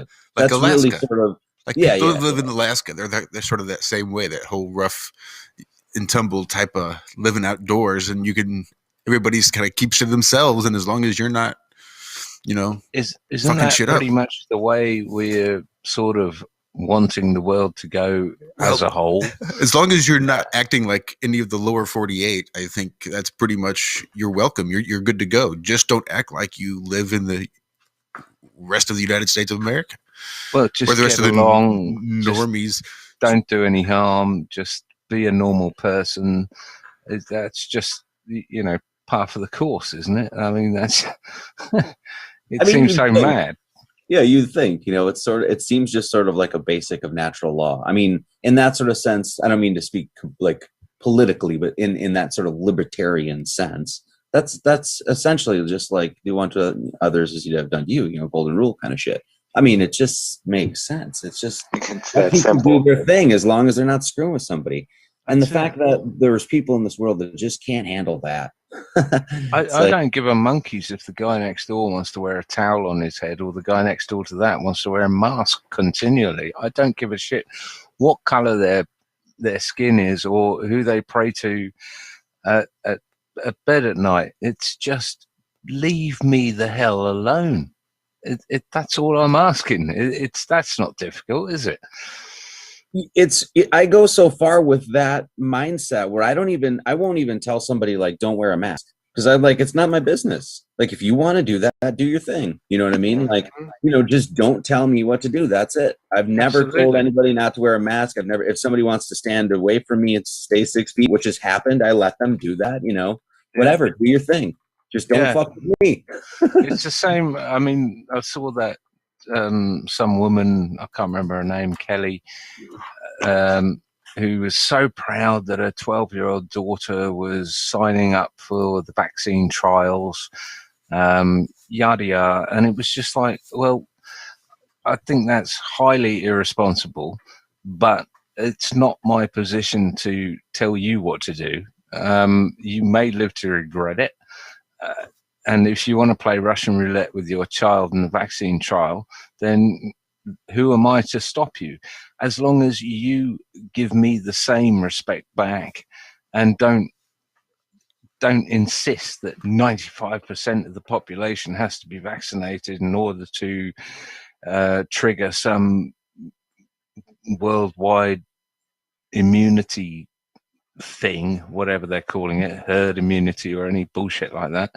It's just, that's fine. You do your thing, but let me do my thing as well. And that's not much to ask. It's just crazy. Sorry, I'm ranting. Rant away. I mean, it's amazing. This is exactly how socialism is done. You know, social pressure, the collective. You must do this.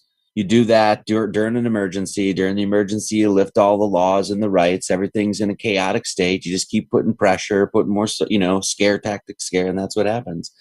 The thing with this whole thing which is very, I don't know, it's been a little disheartening, but it's like I knew people were brainwashed, and that sort of thing, but I didn't know that they were like so programmable.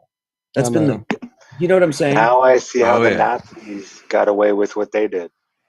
You know? And if you compare them to the Nazis now, have you seen that they're trying to ban people or censor people that are comparing what's going on now to the Nazis, 80 years ago or 30 or whatever, how many years ago? Well, I actually just saw, hey, look at this, Mr. Balderson. Nice. I know that guy. I just got distracted too. What the hell were we just talking about? Hey, man. Brainwashed people are. Just been joined by Ben.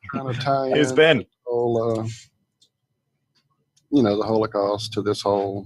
Oh yeah, I just saw triggering words left and right. Yeah, the trigger. I mean, what they seem to be doing is, charging words.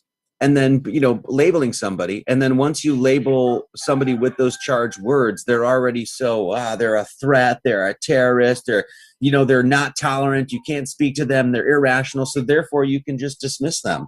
That's essentially what they're trying to do with all of us. Well, that's what this whole world of PC has led us to. This whole enraged, righteous indignation. Everybody has the right to not be offended, and instead of just turning the fucking channel. I mean, this whole thing has led to what they've done. Look, there's a lot of things that are good about this. Number one, when this has been done before that we've seen in history, it's been done locally. In a sense, it was like one country, a couple countries here and there. They tried to pull this shit, if you will, globally, if you will, pun intended. But and I don't know. I think they overplayed their hand in this sense because it's just it's like it seems like everybody is waking up. Like even people that believe in this shit where I'm at, right? They're tired of it. They're not scared and they're tired of it. They're like, I thought this was gonna end. Yeah, they're just like, I thought this shit would be over by now, and now they're pushing down more. And these are people that are like, oh, my grandmother was tested positive for COVID and she was sick, and they believe it. And they're still like, I'm sick of this nonsense. Happened with my daughter-in-law. She's a nurse just recently, and going into this, she was gung-ho, full bore. We could not come visit the grandchildren, the whole 9 yards. And now she is so over this and telling other people they're stupid for even thinking about wearing a mask. So it is happening. It may not be as large scale as we want it, but it's growing. I mean, just one thing too. It's like there's going to be more chaos. And there's going to be more death. I mean, whatever you want to say, we're in the throes of some sort of act of genocide for sure. But that shit ain't going to last because it never does. No, as Christ says, it's unsustainable. It's unsustainable. There was I forget who said it, but I heard this a couple of times. But it was the analogy of like when you play Dungeons and Dragons or like some video game or something like that, and the person that's casting spells, if they have to cast spells all the time, they get exhausted. And then, so therefore, the wizard loses his power. That's right. Yeah. So, It's just interesting. You see like the Zelda's energy bars going down. Yeah. Wizard ate the potion. Hey, I'm gonna stay on here. I gotta pass this over to Balderson here I was because I going got to somebody say, here. introduce this awesome dude that just. I was just gonna say, I've seen your head, Marty Leeds. That's a skinhead if I've ever seen it. There's your label. Exactly right. I gotta meet somebody. I'll be back. All right. How we doing, Benjamin? Fantastic. How are all you guys doing? Welcome back, man. Glad to have you. Doing well, Ben. I'm just listening to you on Crow. I think it's 286. 777. Sound about right? Yeah. But podcast. Oh yeah. Episode 286, and then on cell salts. Yep. And then there's a second part to that, like 292 or 297, something like that. I don't remember, but 286 is the first one for sure. Yeah, I've got patience. I'm slowly working my way through them. I can't speed anything up on what I listen to MP3s on, but I don't think I could speed your stuff up. It's going way over my head, and it's going way over Crow's head as well. But the cell salt stuff is fascinating. It really is. Yeah. Crow said like 4 times, I think, on that first episode, this is over my head. When I first met Crow, probably like the second or third time I talked to him, he said, you're too smart to talk to people, right? That's hilarious. Yeah. So what do you guys got going on today? Well, Lucas answer that. Yeah, hanging out.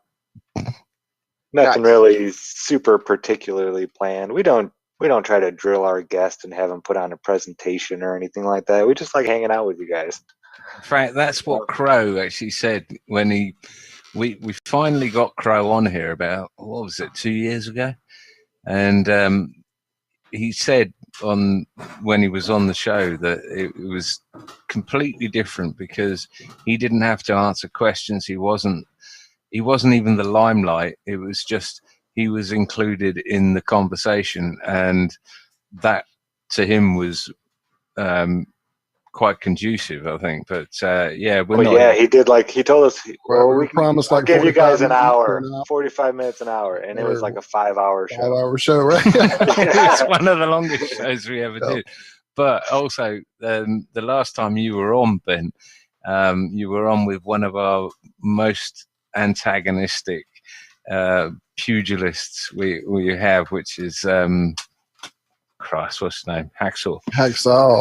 Yeah, and he was in rare form. That was interesting. He was in rare form too. Yeah, he came in hot. No, not rare form. I mean, every time he comes, it usually on, takes Hacksaw a little controversy while to get up to that level, though. So it definitely. Was, I'm sitting there, and I'm trying not to be like combative or start arguments with other guests, and he keeps going on and on and on, and finally I'm like, do you believe any of that shit you just said, man? Like, wow. But it got me all riled up, and I start going on about Israel. So then I'm like, oh no, got me. Oh, you're talking about last show? Shit, yeah. No, it's good fun. Whenever we have Hacksaw on, it's good fun because he's like a Yorkshire Terrier. He won't let go. Perfect. Oh, tenacious. Things. No doubt. What breed of dog do you call us when we leave? Who said that? Is that Hack from years ago, John? Yeah, that's what I was going to say. You guys don't understand. Hack's like one of the family, though. He was here before this thing was even a show. He was here in the early dawning days with trying to figure it all out. So he seemed like a really nice guy. And I understand where he's getting his information. It's just sometimes you got to use some sense when you're, with that, like literally like saying China's going to come get us. I mean, if China was ever to unify as a country, like become one country under one leadership with one goal, they would run the world stage the next day. Yeah. Well, the Australians might have something to say about that. Then China Yeah, own but you lot now. Yeah. we're owned by Coming to get us. They don't need to come and get us. They own all our land, so it doesn't matter. You know Don't what? they They have own all about your? just the same expectation of all uniting as we do over here, though. That's the thing. They have Right. just as much, if not more, turmoil, going on daily, riots and everything. So I'm not worried about China at all. No, they've never been unified in any way, shape, or form. They're actually more split up than we could ever imagine. It's just we only talk with and deal with one faction, and so we pretend like that's all of China, and China's giant. They don't run the entirety of it. It's no different than in the dynastic days when like they had the Ming dynasty. Well, there was a bunch of competing dynasties. We just hear about the big ones over here and the ones that we traded with and did things with. There was many others.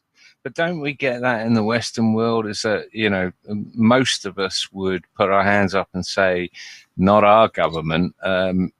Being from England, I would never put my hand up and say, "Yeah, the government represents me." I mean, there's literally, as far as I could tell, there's no country in the world where the people would say, "Yeah, the government represent me." And as far as I know, China own most of the ports, the ground table, the water table in Australia. They own most of the ports in America as well.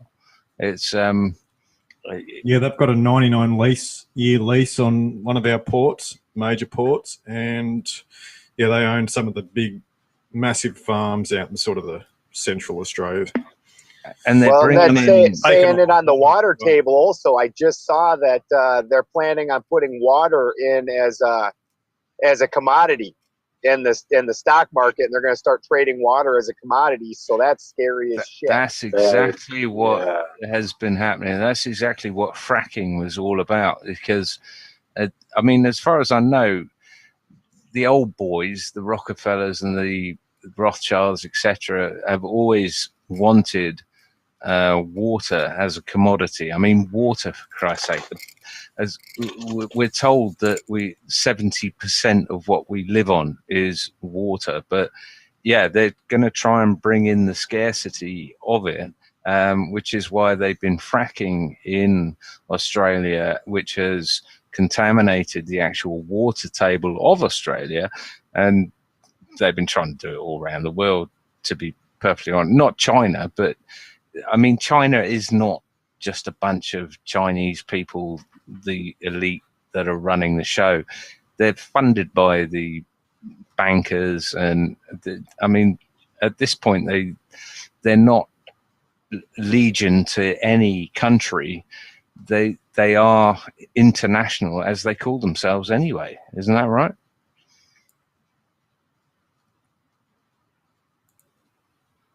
Right. Yes.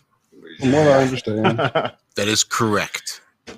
Now, do I not remember that before our latest rearing of the communistic head, there were considerable videos that I was getting from certain people, again, videos with huge amounts of riots taking place on the streets there in China. Yeah. Mm-hmm. Yeah, I thought they were close to, they were supposed, I think they were right around the same time as the Yellow Jacket events were happening. It was getting pretty volatile all across the plain. So yeah, whatever happened to the Yellow part Jacket? of the time for this play to happen, they did. That's why I really believe that had a huge part of it.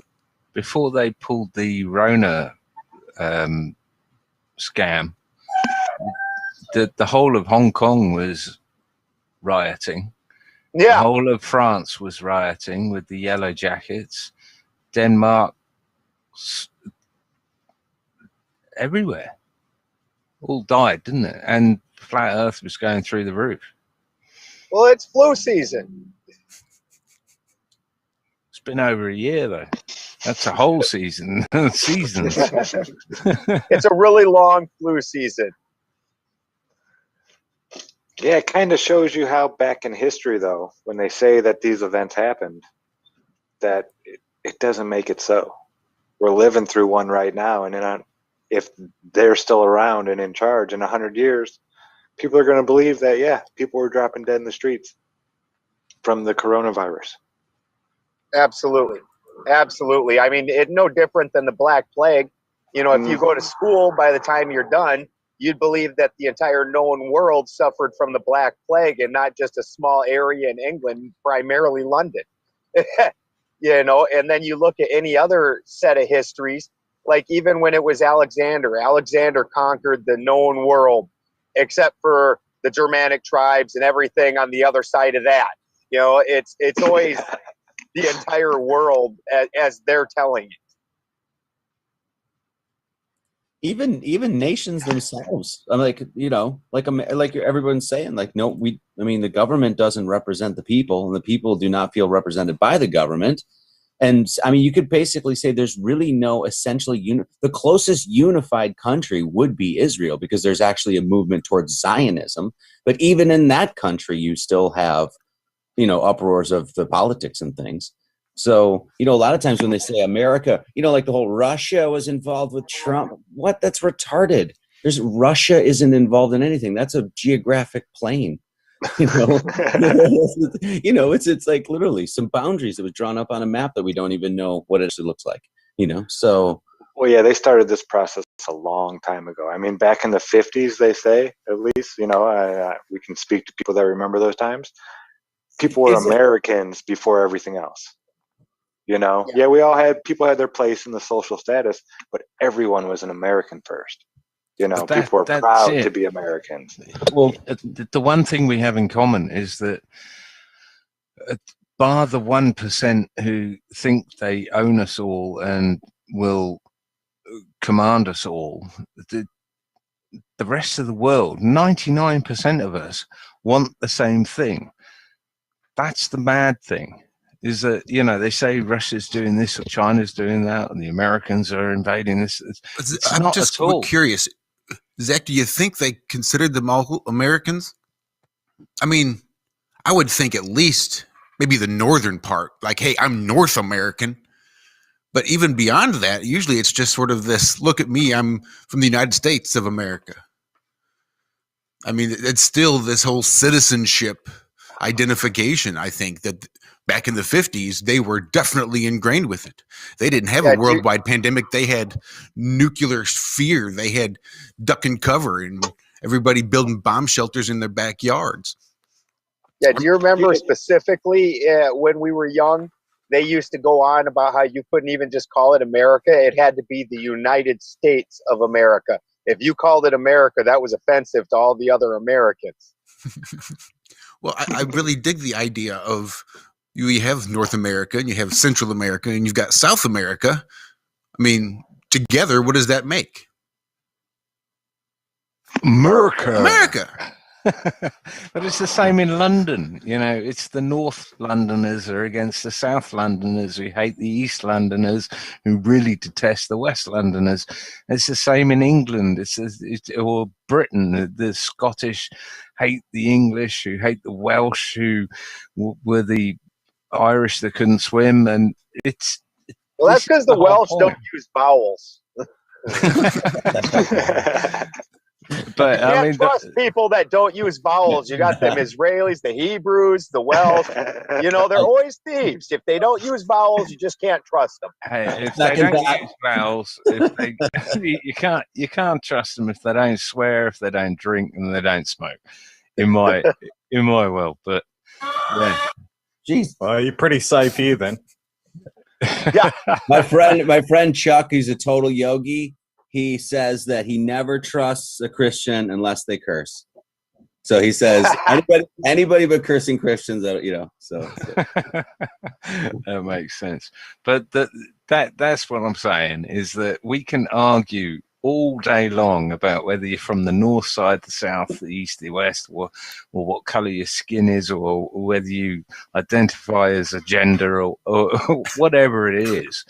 But none of us want insecurity, war, killing each other, neighbors. None of us want that.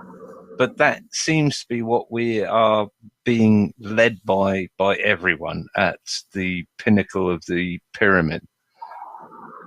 I don't know anyone who wants. Well, as far as I can tell, you got your governments and then you got the banks above them, and the banks all over the plane are unified, and their main objective is to steal all wealth, and it's basically they're doing their last agenda. They're taking everyone's wealth and bringing it to themselves and trying to push it over into a new system.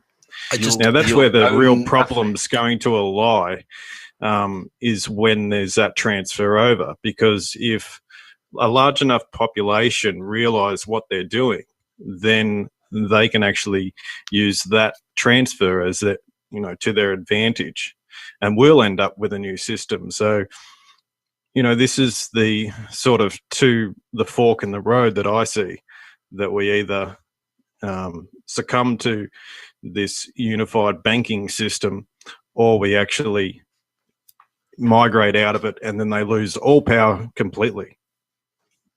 Yeah, you're going to own nothing and be happy. Mm-hmm. That's what I've heard. I don't know about anyone else, but I'll be fucked if I'm giving up my house. I live out in the mountains. You're going to be lucky to if you actually make it out there. Nobody's going to come looking for you. Oops. Many a body have been buried up there. You betcha. It's that called car Murder fall Mountain off the for cliff? a reason. I mean, what if there was something that we could all, no matter where you are in the world, you could all sign up to say, okay, I pledge to, have security, to not cause harm to anyone else, to the basics of what we all agree, other than the psycho 0.01% that's at the very top. And then almost like the unions. Do you remember the unions back in the 80s and the 70s? And they demonized the unions for sure, but did they not have, I mean, when people get together and they act as a single entity, they have an enormous amount of power. Absolutely. And when the powers that shouldn't be see that shit, they do their damnedest to stamp that out before it raises enough of people's attention for them to go, hey, those folks over there in the country, in the woods, I'm not going to start saying, Ruby Ridge or Waco or nothing like that. I'm just saying places. Yeah. Government don't like that, especially when you start messing with the financial system involved in it. And that happened in at least one or two of those. And sure enough, go look it up now. Well, look at the unions today. Look at union leaders today. I mean, that's what ignorance and apathy gets you. When you're mistreated and you're being taken advantage of, you have to join together and fight back and demand getting paid a living wage. Mm. But then you take those people that represented you and you just say, okay, you're in charge, do whatever the fuck you want. And they say, really? All right. Yeah, fuck you guys. The problem is it's easy enough to demonize, because those movements always start out good, and then it only takes one greedy jackass that's going to do all kinds of maneuvers for self-enrichment rather than doing what the union's truly there to do, to completely ruin any reputation that union has. And then it's a slow degradation from there. They're going to lose all their power because their roots been cut right out from under them, because they have no trust. Like communism. It's always a problem of any sort of collectivism. Yeah. But if the rules are written in such a way as to preempt that greed or corruption or whatever, I mean, back to writing a constitution for a union or something, this is what we stand for. It will always come down to corruption in the end, but if that's mitigated against with clear instructions for the mission statement of that union to start with or something, I don't know, but I think Jefferson had it right. Occasionally, the life tree of liberty must be refreshed with the blood of patriots and tyrants. So, no matter what system you set up, no matter how well thought and how beautifully done it is, eventually, after enough time, some jackass is going to come along who wasn't there to fight for the beginning of it, and he's going to twist it and turn it to his own needs. And then it's going to be the responsibility of the citizenry, the patriots, to stand up and say, listen, we're not going to put up with this, and we're going to put our life on the line to do it. And that's why it's always the patriots and tyrants. Patriots, the first one to bleed. Yeah. Oh, yeah. Yeah. And we're seeing it in real time right now. I mean, they how long have they been after the Second Amendment? Yep. I mean, it's just absolutely relentless. And it is literally, like you're saying, people are rewriting or reinterpreting what the original was pretty damn clear, wasn't it? You got the right to bear arms. Duh. Again, you're talking two separate constitutions at this point. Which one are you talking about? Yeah. Do we have the right to bear arms, or does the Constitution remind the federal government, hey, don't forget, you can't fuck with these things because the people have the right to free speech, the right to free press, the right to free religion, and they have the right to protect that First Amendment. You have the right to protect those with a gun. You have the right to bear arms. These aren't rights given to us by the Constitution. The Constitution is a reminder to the government being created here. These are limitations. These are things you cannot fuck with. You can't violate these rights. They're inalienable. Right. So if they would go after the Second Amendment Constitution, that's fine. They're going to get their reminder. It just sucks they don't have the piece of paper there to read, because the only other reminder is going to involve gunpowder. That's just the only other way to do it. That's what that Second Amendment's fucking talking about, because you can't fucking ignore it. Didn't your state, Missouri, just pass a law? They're working on saying that at no time, or they're working on it? They've been working on it for years. Now or ever, will any more infringements be placed upon any firearms or anything like that? Yep. Yeah. Only the state, only Missouri will regulate its firearms. Yeah. We need that here. Yep. They need it everywhere. That's what they're designed to be. Each state's a country. Like Bolivians don't identify as Americans, right? Because they're Bolivian. That's why Missourians shouldn't identify as American, because we're fucking Missourians. Each state is defined as a country in and of itself. These countries came together and said, okay, we need help doing some shit. We're going to create this other little bitty entity to help us do these few little things. But wait, don't forget that the people have these few protected rights that you have to fucking respect. But please handle some money stuff, because everybody's creating their own, and this is fucking crazy. But Lucas, you had your Port Arthur affair, didn't you? I mean, it's a case of apathetic populations. We had our Hungerford, and I can't remember what it was up in Scotland, but that basically banned firearms over here without a blink of an eye, because so many people were watching Big Brother or some shit on TV. You guys in the States are literally, I don't know, bar Middle Eastern countries, you guys have got arms, and you're in the Western world. It's down to you guys. Good luck. Yeah, it's the only thing that saves us. Everybody wants to argue about this, and pretend like the government's all controlling. The best the government can do in the United States is control the city centers. If you try to march across any farmland, every farmer that has a 30-06, and he has 12 of them sitting in there with 3,000 rounds and 16 other guns, and each of his kids is holding one, and his wife. Like, when you try to march across that guy's land, he takes out an entire platoon for every one of him. Yeah, good luck. Because he's doing it from half a mile away. You're this big moving army, and he's hiding in every hidey hole in his land. So it's an untenable situation.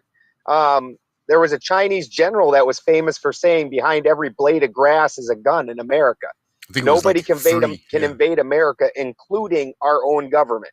That's what the Second Amendment was supposed to be about the entire time. Yeah, Karen B makes a very good point. There is a very exact hierarchy as to where the Second Amendment comes from, and that's because God made us. Because we have a right to continue being, and if we have to protect ourselves to do so, then we shall be with arms, because we have a right to be. God gave us that life. He breathed that life into us and said, here's this awesome place I've created for you.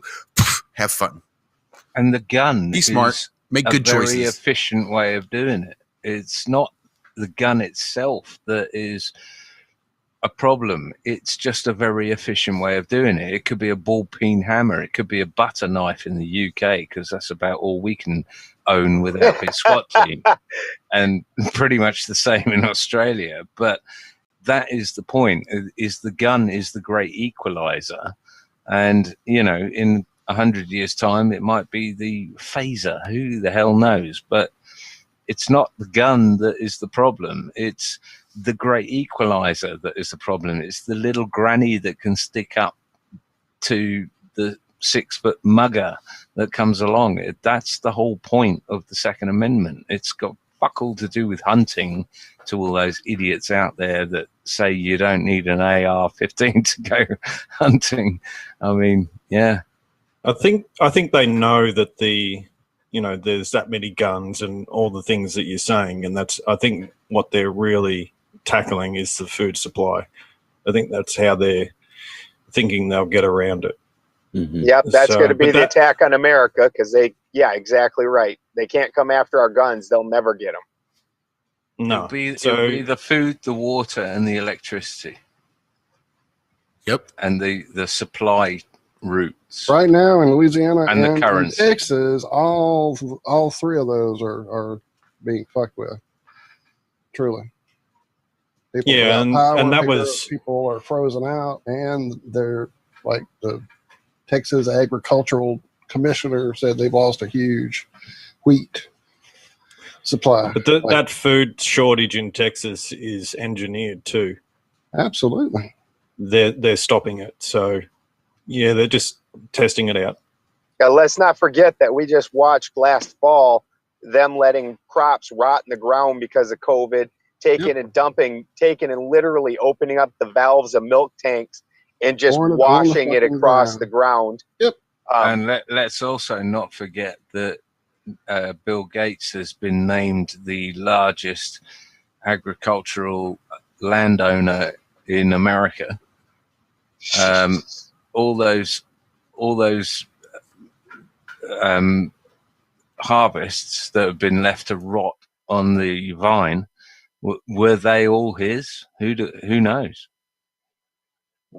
And but even with all this, it can still be solved within a season. Like you could honestly grow that much food in America if everyone just goes, well, I'm not having my lawn anymore. I'm just going to plant out the front of my house, out the back of my house. It can be solved within a week. I've got a small farm, and I know how much food you can grow. I can feed a lot of people on a small amount of land, and you've got good climate over there. Boom, you do it in a season. Yeah, this whole thing could be solved within a week if we could actually work in unity. Well, and what you're talking about requires self-sufficiency. And in America, we've gotten down to where not only do we not know how to grow the food, even if you handed half these people raw food, they wouldn't know what to do with it. It's like, if they can't open it with a can opener and dump it in a pot, they don't know how to do it. Like, I got to do something besides heat this up. It's that delegation of responsibility, just like I don't want to identify as anything other than a U.S. citizen, because that's comes with that limited liabilities and certain things that they'll allow me to do and not allow me to do and all this kind of fun things. I get the it's all that same kind of mentality where it's just sort nothing of like I don't really want to fuck with it if I'll surrender whatever rights I have for whatever sort of goodies you've got over there, as long as I don't really have to fuck with it too much. Just make sure my remote works, make sure the batteries are good, let me kick back. I don't really give a shit. It's whatever. I got to go to work. I get the feeling, what difference does it make? I don't care. I still got to get up. Food is a decent motivator, when you're hungry. That's exactly what I was going to say. I think within weeks, people would learn the old tricks of how to plant seeds and how to cultivate things. I think people, when COVID came out, I had absolutely no idea about viruses or exosomes or anything else. Within 2 weeks, I knew more than Fauci and anyone else that was making policy on this shit and calling it a hoax for what it was, because it's a great motivator. When stuff starts encroaching on your life and they start telling you to wear a fucking mask and you need a vaccine and your kids have to stay at home from school, it's a massive motivator. And I don't think it would take long for people to rediscover methods that, like you say, Lucas, you can turn half an acre, it would feed half your street if it had to. There's enough YouTube videos out there. And that's not including preserving things or pickling things. And the other thing that comes along with this is the recognition of real money, which is gold and silver. So, when you get hyperinflation and your dollar doesn't buy as much and you get the food you need, well, you plant and you go back to things of real value, things of weights and measures. Real money is not necessarily gold and silver. That's a good way of storing real money, but real money can be seeds, tobacco, can be water, anything this is fehu. This is, as a heathen, this is fehu. So before the Roman Christians invaded the Scandinavia and had all the wars up there, what the Roman historian Tacitus, one of the things that he marveled at was that heathen society had no money. We live by fehu, which is the example for fehu typically given is a cow. A cow has value to me. I can eat it. I could milk it. It could have babies, and then I get more cows. There's definitive value, and I could trade it to you, and you give me something. Mm-hmm. And money, which is what we call that golveg, that was completely illegal in our society. So fehu was what we all lived by. And the neat thing about fehu is that you can't hoard it. So if I had all the cows in the world, I would then have to have all the feed in the world, clean up all the cow shit in the world. I mean, this would be insanity. You would never do it. Where gold or money, that's the first thing. Yeah, everybody wants to hoard that. I'll take all the money in the world. So this is an unnatural thing. Like, as from a heathen perspective, we live by the runes, and there's a rune for fehu. There's a rune for urus, which is a wild ox or like a wild berry or something of value and use you find out in nature, but there's no rune for golvik. If you think of if you actually build a tribe or a community, there's absolutely no need for money. And if you have a bunch of those little tribes, communities / nations, and you trade with one another, then you're just trading goods. Again, no need for money. What do you think? I mean, if you think about the word tradition, it has the word trade in it. You know what I mean? So then you have the transfer of what the worth is into some sort of coin or some sort of rock or some sort of metal, right? And then we even go further than that and say, oh, we're on the gold standard, or we have silver, that sort of thing. And then there's paper money attached to that. And then they took the paper money, they took it off the gold standard. And then now they can do whatever they want. All of this getting away from basically nature. As far as I can tell, there's absolutely no need for money in a real society. Another thing about the growing too, if the people that weren't in charge that are basically manipulating the weather and causing storms and fucking with the seasons and stuff like that, you could imagine everywhere would be the perfect place to grow whatever grows well in that area. You know what I mean? The only reason that, like my friend in Denver right now, his whole crop failed. Well, it didn't fail because of global warming, of course, right? It failed because, HARP, whatever, government's screwing with it. So I don't know. To me, like I basically live save for paying for the government and paying for food that I could have on a farm. I basically don't use money here. Yeah. Yeah, and that's the way forward. I mean, and also like the friend with the crop failing. I mean, if you spoke to a farmer 100 years ago and said, would you put all your crop into one crop, that gets hit by frost or something, I mean, they would have known that they diversify their crop. So that monoculture as compared to permaculture. Absolutely. Yeah. So they would have known that even if they had the worst frost, they would have had some sort of income. Even if they had the worst drought, they would have had some sort of income.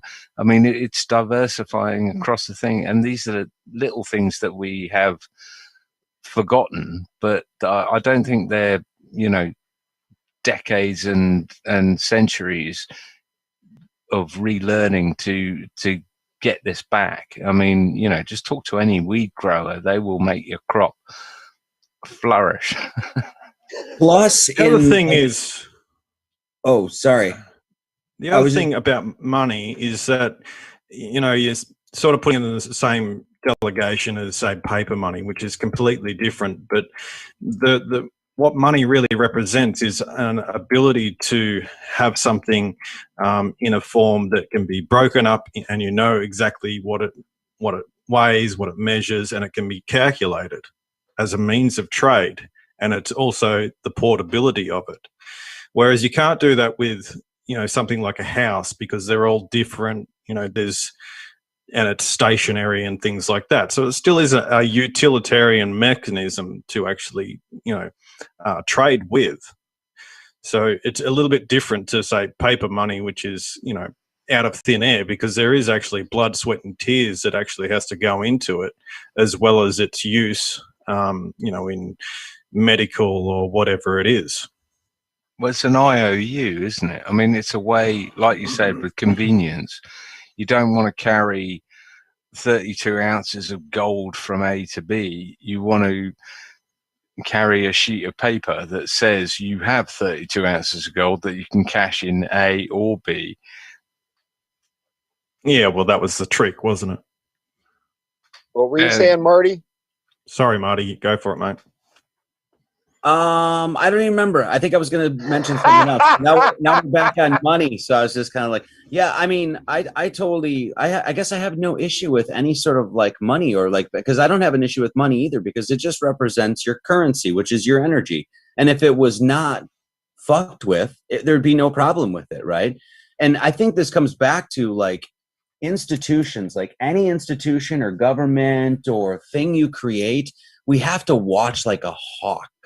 Because if we're not on it, and that includes our freedoms, that includes our rights, we have to watch those like a hawk. Because if we don't, then slowly but surely the fucking demons get in, the cockroaches get in, and they start eating up the place, And so that's, right. I think ultimately it really comes back to responsibility. Like the reason that you were saying like Australia, it's the same thing here in Hawaii. The reason they can get away with doing some of these laws that are just ridiculous is because the people had a certain passivity. They weren't paying attention. We weren't, because no one's challenging. Oh, yeah. Yeah, you bang on there. The people just trying to live out their lives without, trying to do their own thing. They're busy or whatever, and they're caught up in the rat race, and they just, don't see these little bills getting passed through and these little changes, incremental changes that happen. And so all of a sudden, get some supper and some happy time with the wife and a place to sleep. And that's what we all want.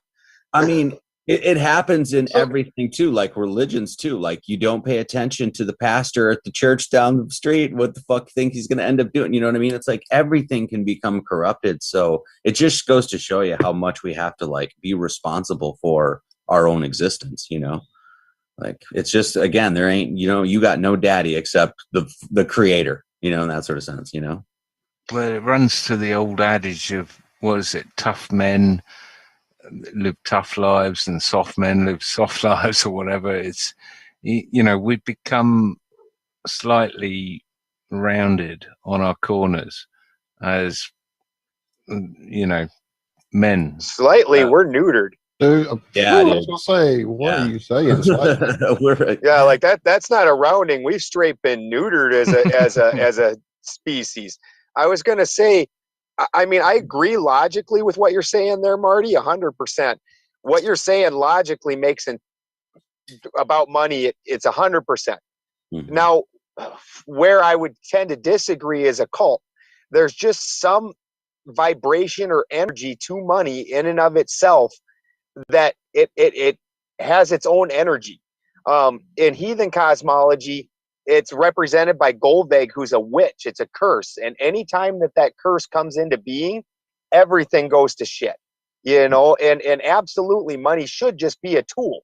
It's a tool to make it, because maybe I want a sheep and you want a cow, but I don't want 3 sheep. So you give me the value of the cow, I give you, and some money. And that seems like it would be definitely a completely feasible thing, except for in almost every cosmology, they're so strict about the evil of money.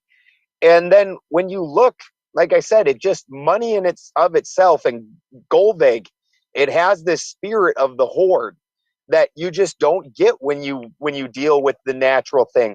And I've got no real explanation for that. It just feels different, even hearing you talk about it, man. And this whole thing it's been like really turning in my head, trying to figure out a way to say this. The idea of us beings trying to set ourselves up in a hierarchical setting, be it business, militaristic, any way for these structures, government, whatever, that are working in these hierarchies is unnatural. That is not how wolf packs work. That's not how birds murmurate. That's not the natural way. I don't think any of that's how we ever did this. I think we did it more like what you're talking about. We collectively work these things out as I don't know how to say, in the ether, in the cosmic void, in the cosmic unconsciousness, in the collective unconsciousness. It all is like that thing where one bird learns a trick on a windowsill, and then the bird across the city learns it, and he never saw that bird do it. That whole idea, this stuff gets transmitted through the energy field. The 100th monkey thing. That thing. And so I think that's more of what we should get back to. That's what I've always thought is, the natural order, the tribe idea, and I've never even heard of this heathen cosmology. We need to get you on Ironworks. There is, I understand completely and agree with this sort of pyramidal structure as in sort of military and those things. But there is a hierarchy even in the tribes where you have your elders and things like that. But that's a more of a natural sort of... Right. They're not imposed. They come naturally. They work out within those natural energy rhythms of those cultural organisms. I don't know. I guess this is what, when you look at people that naturally form order in society, it might be hierarchical, but if it's man's laws are forced on you, God's laws are forced on you, but they're just God's laws. Man has to force his actual laws on you. God's laws are just God's laws, So the money thing, the reason, and I agree with you totally, the reason it actually has an energy is because it's fabricated. It's literally crafted by the hands of man. It's not crafted by the hands of God. So it is, and I will absolutely agree with you, because I've had at least one specific psychedelic experience where I was looking at money, and I don't know how to explain it, but I was just like, what the fuck is this? It just didn't make any sense to me. It didn't. And so, yeah, I see that for sure. But yeah. Have you ever looked at a $20 bill on weed? Every $20 bill for the last 35 years. Well, plus also look at what money does no one's possessed by their wheat crop. People are possessed by money though, right? No one's possessed I gotta have all the cows because I'm that sort of thing, but money will do that to you. So I totally agree with that. Man. Have you seen that show, I do want Hoarders? all the There are guitars. people that are fucked up that will hoard and collect anything. Whether Have you That's stamp true. I collectors? think you just, right, yeah. absolutely. Cattlemen. There are ranchers out there. I've got to have all the cows. Yeah, they are out there. Absolutely like that. Stamp collectors, fucking pizza boxes, empty pizza boxes stacked to the fucking ceiling. Who the fuck knows? Yeah, not in like Basketball cards. sociopathic, psychopathic, I want to rule over everyone kind of thing that money does, though. You know what I mean? Like, so. Yeah, we're here.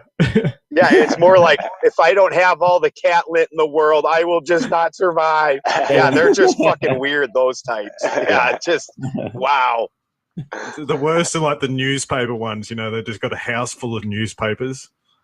The house I bought, I had a barn on the property, and it was full of newspapers from like the 30s, 40s, 50s, 60s, stacked to the ceiling.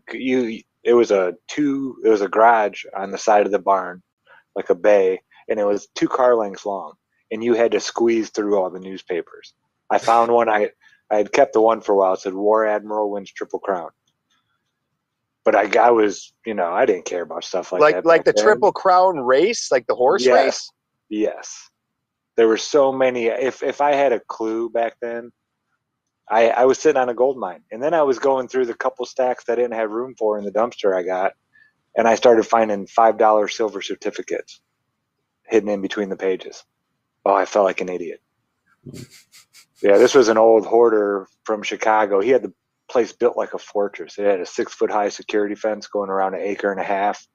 It was awesome.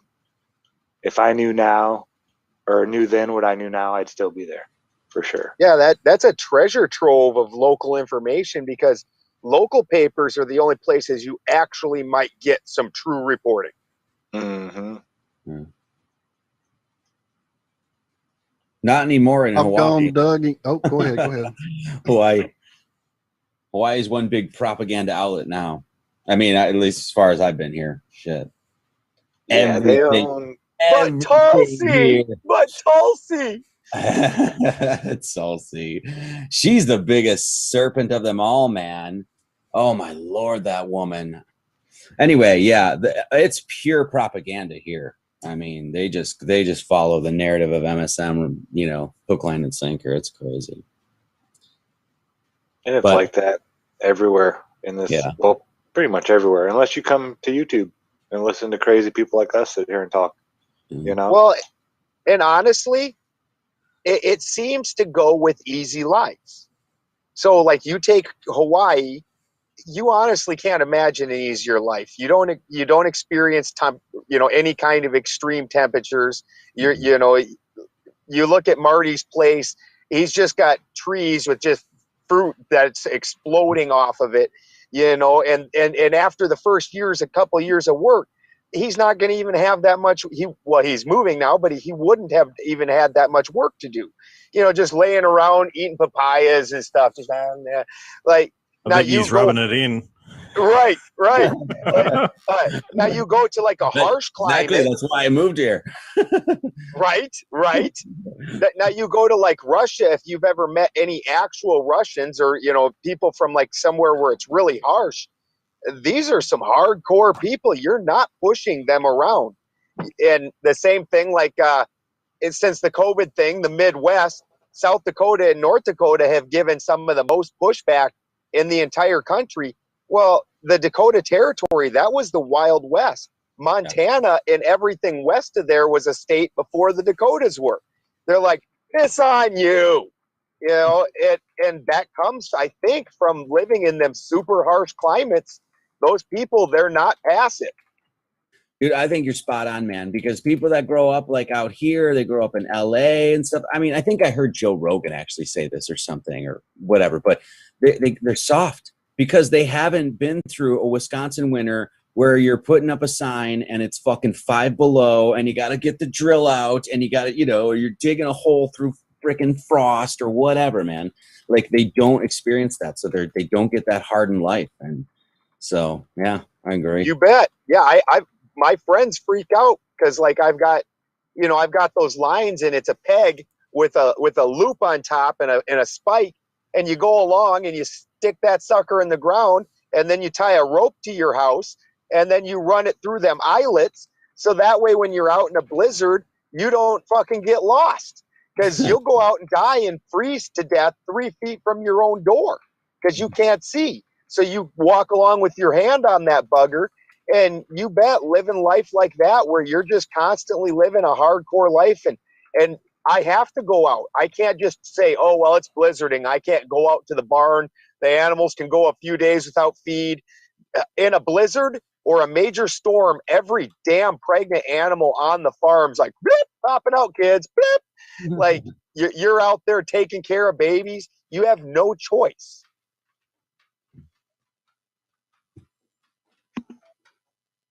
I know all of my grandmother, grandfather, uncles, all of them who lived the hard farming life, all lived to ripe old ages. So yeah, living a hard life definitely.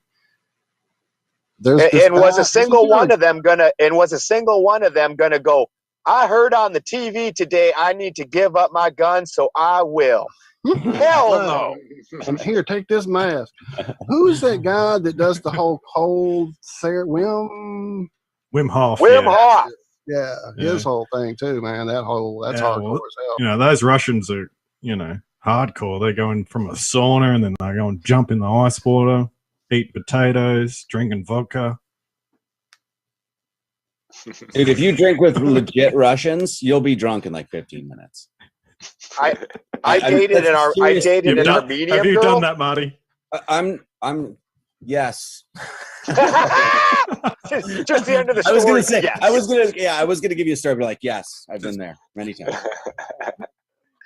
I dated an Armenian girl, and we had a party once. It's the first time I'd ever seen her drink, and we got a big bottle of vodka, and then a big bottle of Captain Morgan, and 3 of us drank about a quarter of that bottle of Captain Morgan. She was over there with that vodka bottle, like, oh my God. And she's up the next morning running around making breakfast for the rest of us. Like, I drank like a glass of Captain Morgan. I had my day when I used to be able to drink heavily, and I wouldn't say feel good, but I could function. Now I can't. Now since I don't drink ever, I drink a beer or 2, and it's like a 2 or 3 day ordeal now where I just don't feel right. Yeah. I drink mead at ceremonies. It's the only time I drink. And even now, a couple of years ago, I could smoke pot all night. Well, dab. I don't really smoke pot. I do dabs. And now, like, I'm at a sesh right now that's going to start here in about 20 minutes. And that thing will run till midnight. I'm going to walk out of there and do everything I can not to fall on my face. Just, I'm going to have a hangover tomorrow. We were just talking about how hard we are. Now we're just going to talk about how soft we are, because I can't handle any of that shit anymore, man. Like I can barely drink. Anytime I drink, I get a hangover. But I can still smoke weed. But yeah. Yeah, I smoke with the best of them still. Yeah, not even. I get a lot of practice. We'll put it like that. Well, when I'm saying I can't handle this, I'm about to walk into an enclosed building. There's constantly going to be at least like 10 people smoking a big fat joint stuffed with dabs and hash, and then people are going to hand me edibles and here, try this. And somewhere halfway through the thing, I'm going to forget how bad that's going to fuck me up, and I'm just going, oh, that looks good. Chunking, right? Can I come with you? Exactly. I'm going to be flying into Oakland. I could be up there in like meet you there in like 12 hours. I'll come get you in Oakland, Marty. All right, dude. Yeah, these things are a gas. It's hilarious because we're at a black biker club. So when I first walk in here, I'm like, because like we started out the conversation, I'm not a white nationalist, but I sure look like one, and I follow Odin. Like, oh boy. So I'm in here and I'm crapping I'm like, real nervous. But I tell you what, they got the old ladies in here and they're sweeping the place. They're walking around cleaning everything up. The thing is clean the entire time. Everybody's polite. There's guards at the door. No kind of problems. It is a gas. No, bikers are. How are those old ladies? I bet they're hot as fuck. Oh, yeah. And then there's a strip club next door if you feel extra randy. Yeah, I had a buddy who was was looking into joining, but it was a bunch of ex-cops or police he was on duty. He was ex-military, and he was just looking for that next crew to be with. Right. And yeah, he said they were all talk and just a bunch of. He said it was really nonsense. It was like a little kids club, the police one. It was like they weren't, and he wasn't looking to do anything like rob banks or caravans. But they were outlaw like bikers. They weren't the 1% or the outlaw bikers. Yeah, exactly. Yeah. No, they were. He said they were like scared of everything. They didn't have that camaraderie, like I got your back, you got my back. He's like, they weren't like that. He's like, it was weird. This cop biker group he was, hanging out with for a little while. Well, nobody in the world's more scared than a cop. I know. They think that like they have a target on them or something. Yep. My favorite thing is when they say, well, in this day and age, it's like, you know what? Hold on. In this day and age, as of, I think, 2019, since 2020 isn't out yet, it was $3 billion that was paid to the public for cops infringing upon their rights. So in this day and age, you're more likely to infringe upon my rights than I am to shoot you. And you're definitely beating your wife. Yeah. Yeah, it's crazy. I mean, you'd figure by now with all these First Amendment auditors out there every day doing the thing that they would train the people that work in the public sector. Well, the thing is because I went through the prison system for cannabis because I'm from South Dakota. I got 4 years for a quarter pound of cannabis. The ones that are decent human beings, they get weeded out of that system real quick. Oh yeah, real quick. Yeah. Mm-hmm. You've got to be a authoritarian piece of shit. If you weren't the guy that ran around, giving wedgies in high school and beating people up, you're a nerd. Like if you weren't that guy, you're probably not getting a cop job. They are the most aggressive, just downright pushy. They want that ego. They want the ego. Yep. I did 6 years in the Army, and in the Army, everybody on the other team is holding an automatic weapon. Everybody. And there's still insane rules for engagement. Like you can be sitting there and they're firing at you and you're not allowed to engage. It's not time, guys. Hold on. Yep. Right. Yeah. Yeah. And over here, cops are like, I was scared. He had bubble gum in his hand. I shot him. He was running away from me. Yes. Yeah, it's crazy. They all want to be John McClane in the next Die Hard. They do. In this day and age, I love that when I hear that. It's like, oh, here we go. Yeah. Yep, I've actually. But nothing against cops, especially the good cops. I mean, good cops? There's some out there. There are. The ones that watch all their coworkers who violate the public and then don't do anything, including their job? Yeah, that's a lot. There's a few good ones out there. I do know a guy. His brother was a cop in Gary, Indiana, of all places, and he used to write tickets for cops. He would arrest cops. Nice. Yeah, he was hardcore. He's like, nobody's above this law. I'm going to do it to everybody. And yeah, and this was back in the day before they started changing everything and running out. Guys like him. You couldn't have an IQ over. You could have an IQ over 100 back then and still be a police officer. Now they tell you, oh, you're a space cadet, kid. You need to go be an astronaut. Isn't 100 average? What's that? Isn't 100 IQ of 100 average? Yeah, you can't be too smart and be a police officer. It's the same thing as prison guard and stuff. There's an intelligence limit that you can hit. and you can't go above that ceiling, because then, it's no different than the military. Why'd you put that gun together so fast, Forrest Gump? 'Cause you told me to.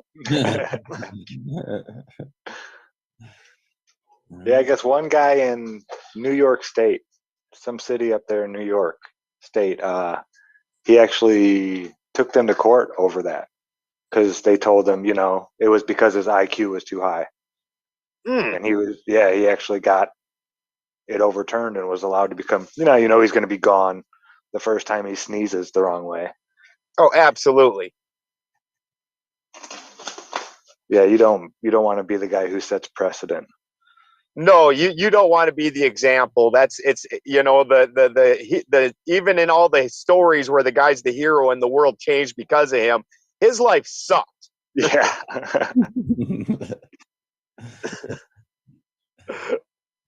Horrible. Yeah, it's one of those stories they tell us, isn't it? They want us to, I don't know. It seems like every tale that they tell us, it's like, if you go be the hero, it's cool. Yeah, people you're gonna ride away into the sunset. You're going to ride away in the sunset. You're definitely not going to get martyred in a horribly gruesome death and suffer horribly for years. That one won't happen. Takes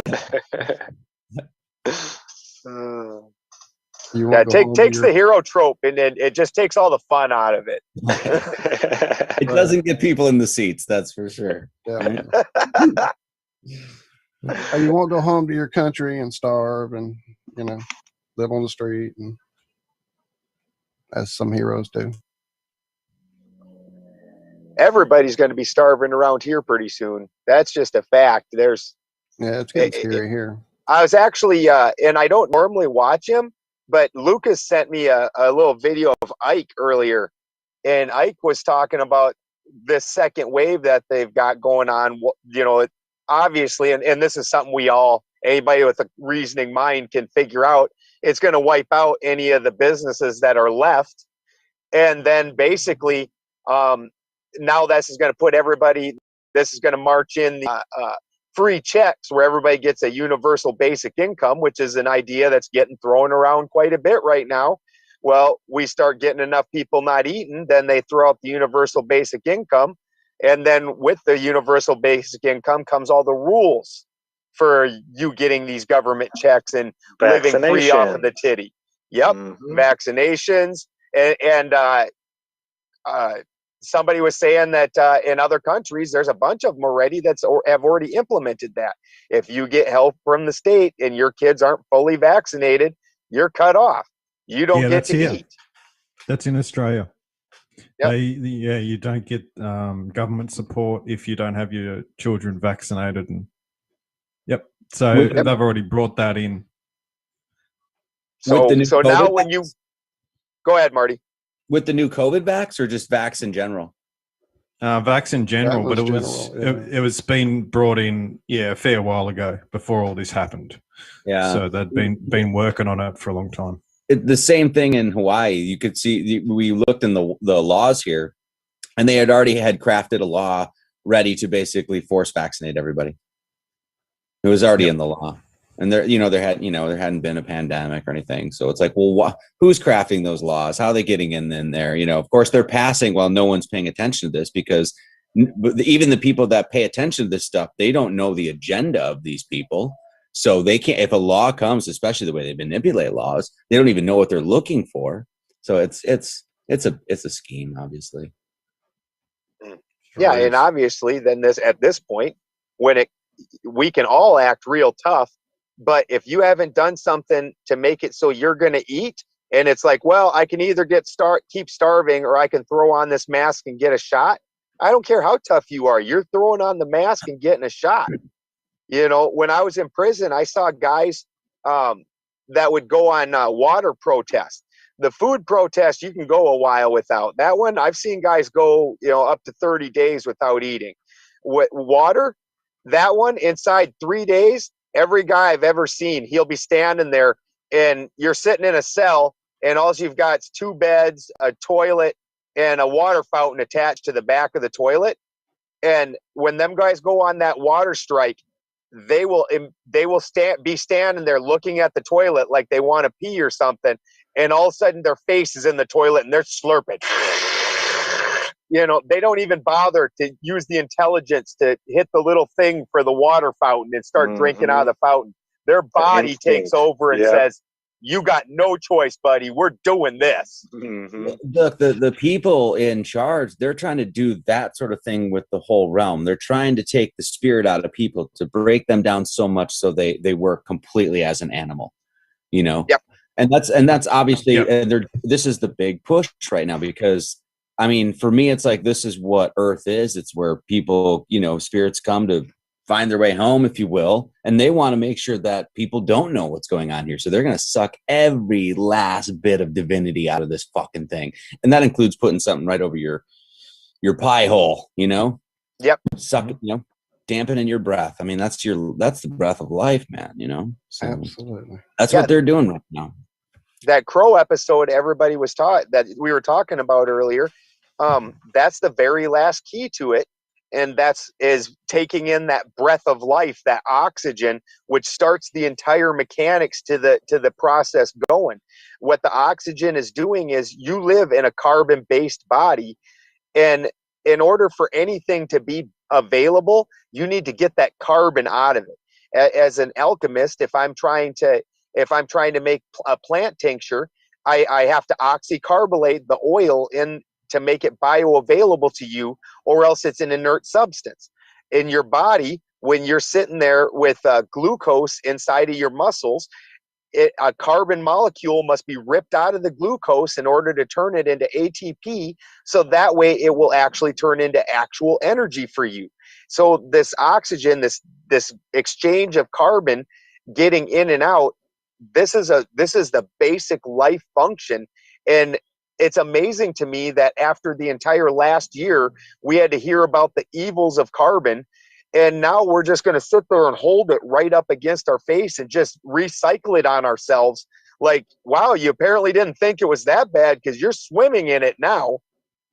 I just saw an article that said wet masks might be good for you because they clean your lungs. What? I swear, it was a real thing too. Like, wet mask, I think it was like CNN or something. Wet mask might be good for you, or you might be swallowing spores and freaking breathing in all that shit. Oh my Lord! It's getting warmer this year because there's less CO2 in the atmosphere. Wasn't CO2 the reason that everything? Yes, it was supposed to be creating a greenhouse effect and holding the heat in. So now they have a reason why there's less CO2 and it's getting warmer. They're saying, oh, well, the CO2 is going down, and this is the reason that it's now getting warmer because of that.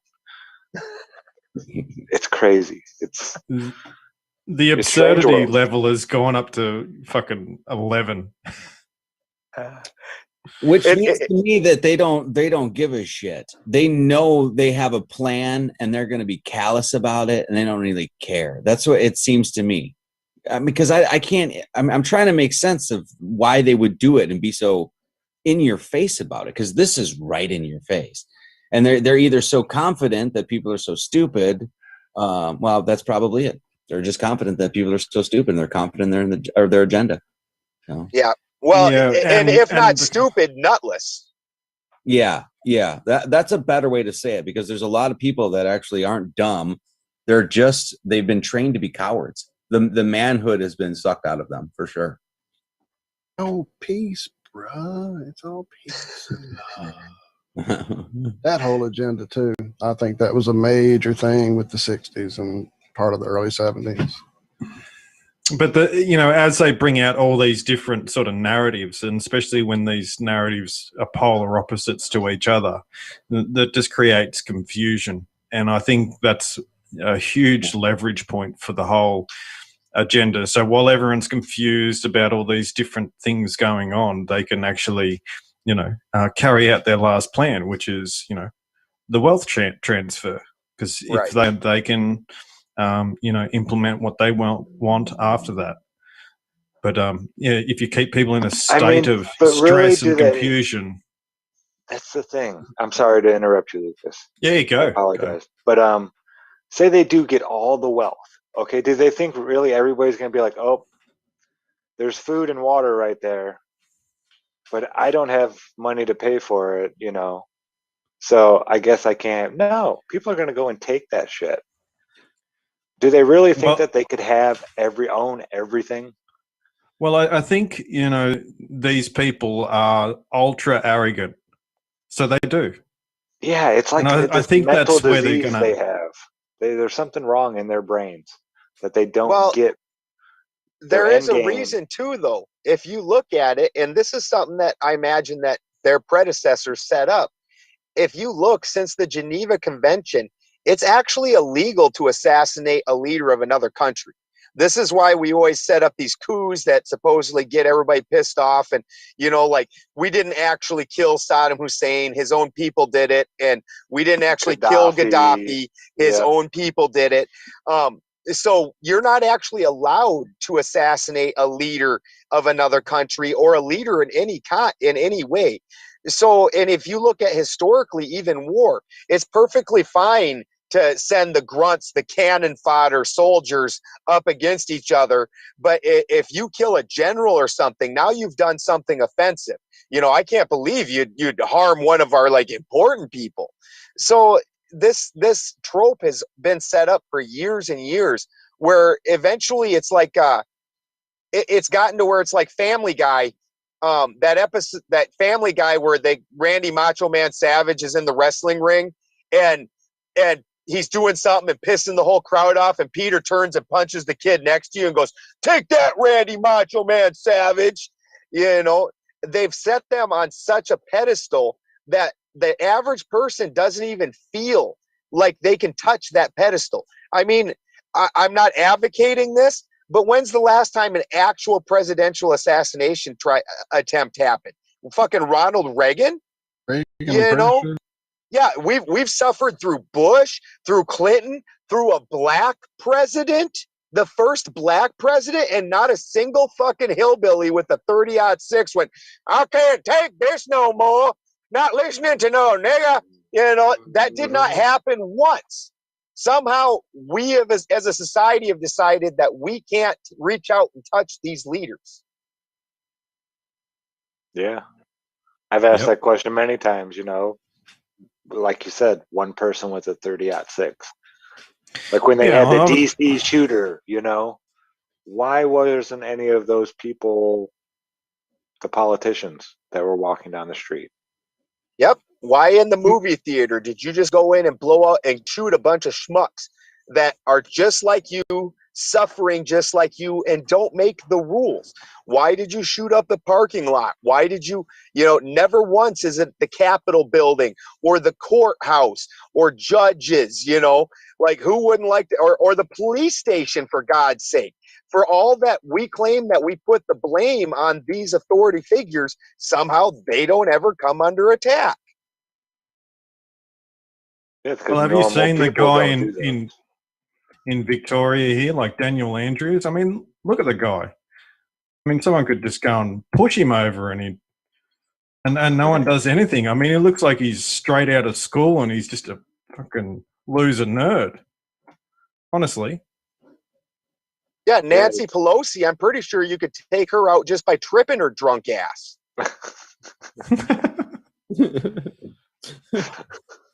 Pointing up at the sky for like 2 days, and she's going to just fall over. We can't just blame it on TV, that mind control device, because this shit's been going on since, kings, queens, whatever. This idea of, oh, they're above us, they're whatever. And why? Because they have a few guys with a few pieces of equipment we don't have. We've always outnumbered the evil fucks. So what the fuck? I never have understood that aspect. It goes back to that Stockholm syndrome type. You're oppressed for so long, you start defending your oppressors. I don't know. It's a weird thing that people have in their brain where... Well, and I think eventually they get this idea that things are bigger than they are. Because, I know you guys know, like in the truth community, like the fans, when you go out and meet the fans, they talk to them, they all like put you up on this pedestal, and then you get around the truth community, and it's just some normal dudes, and there's not very damn many of us. You know, when you really start looking at how many people host a show that's a truth community type show, there's not that damn many. And the same thing applies for government. That's why we all know Nancy Pelosi's name and Chuck Schumer and, you know, what's the turtle dude? Mitch McConnell. You know, we all know all of their names because there's not very damn many of them. They're just in charge. And when we realize, just like space, you know, they made it too big to question. When we start realizing that Nancy Pelosi's just a drunk old crazy batshit lady that, like you said, if I just knocked into her, she'd tip over and she's done. She can't even pick herself up, much less run a country. When we all realize that and quit idolizing people, then we're going to actually get somewhere. You know, even if he was a good guy, President Trump was a better human being or a more capable human being than me. So why would you bow down to that? At least with kings, they supposedly had, you know, they were sent by God. You know, God is the one who appointed me king. At least they had some kind of a decent excuse. Hold the sword from the rock, something. Fuck. Like claiming divine right. Yeah. God told me he wants me to be king. So the lady in the lake gave me the sword. I am king. Well, I heard Marty was building some gallows at some stage, so we're just sort of waiting for our orders to come through. Nice. Actually, I think that's my next thing. I'm just going to claim myself king and be like, by divine right, I now rule over you. Yeah, I wonder what their You're welcome. Yeah. Divine right. I love it. This has been fun, guys. Absolutely. Absolutely. Yeah, I definitely appreciate you guys not holding it against me last time going off. No, brother, not at all. Not at all. What happened last time? I want to know. Is this what? A gentleman who doesn't frequent the show too often. I think I've been on 2.5, 3 years, and that was the second time he's been on. Yeah, he started going off about, he was a very QAnon, you know, he followed QAnon, and the Chinese are at our borders and all this. And if Trump doesn't get, you know, put into the presidency, the world's going to end and all this nonsense. I'm like, and I listened to it for like 3-4 minutes. And finally I'm like, dude, do you believe any of that? You know, looking back, it's like, I mean, as far as I can see, Trump played the same role that Bush played in one sense. It's like pushing the same agenda, of course, but like present a guy to the public that's going to represent republicanism, and he's going to be a fucking idiot. And so that way you'll never go, you know, republicanism or the true republic, that sort of thing. The average American want nothing to do with, because look, it's Trump and Bush. Look at these idiots. You know, it's Ted Cruz. I think that's exactly the role he played. And that's what I think QAnon was there to do as well. Get all these people that essentially idol worship Trump, get them all aboard this, and then it's going to make them all look stupid. And all of us that were like ahead of this, we were just like asking basic questions like, well, who's Q? Why am I trusting a plan from somebody I don't fucking know? You know, and it worked. They all look like idiots now. Well, for me, as soon as you go and kiss the weeping wall and go put your hand on the little glowing ball, yep. you are pledging your oaths right there. Yep.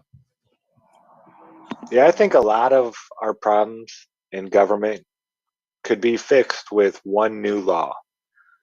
You are not allowed to be part of any fraternal order or secret society and be a public servant. Period. And you're subject to a life still of do perpetually being middle to lower income. You're not going to have 14 properties. You're not going to be able to backstack shit up in the Bahamas or the Caribbean. You are going to be destitute, essentially. I mean, maybe not destitute, but you're never going to be rich. Life of public service is going to be fucking service.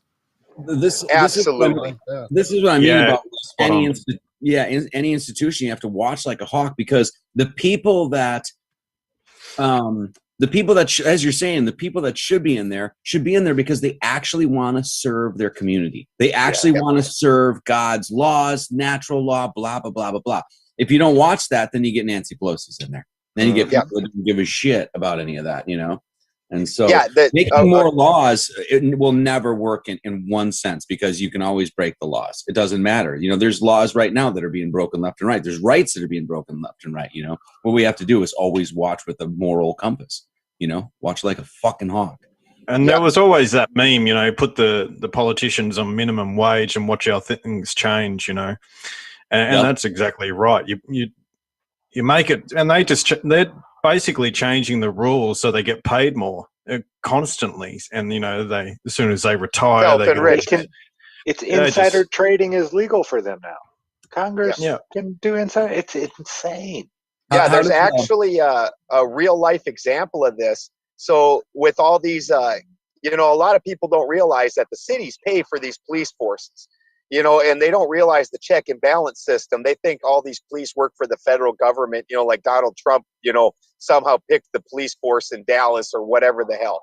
You know, the city pays for the police force. Now, historically, there's been other cities that have canceled their police force because of, you know, corruption and mistreating the citizens. And then they end up usually farming it out to the local county sheriff.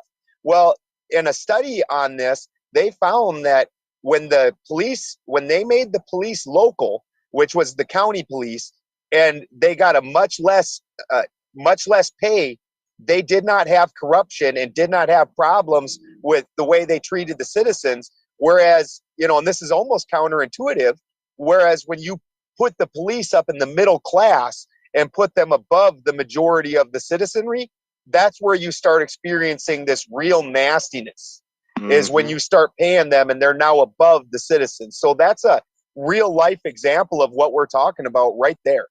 Dude, you're spot on, because you're spot on, man, because that's exactly what they're doing with the police right now. They're making everybody poor. All these businesses are going out and they're getting CARES funding. They're getting overtime. They're getting all of that sort of shit.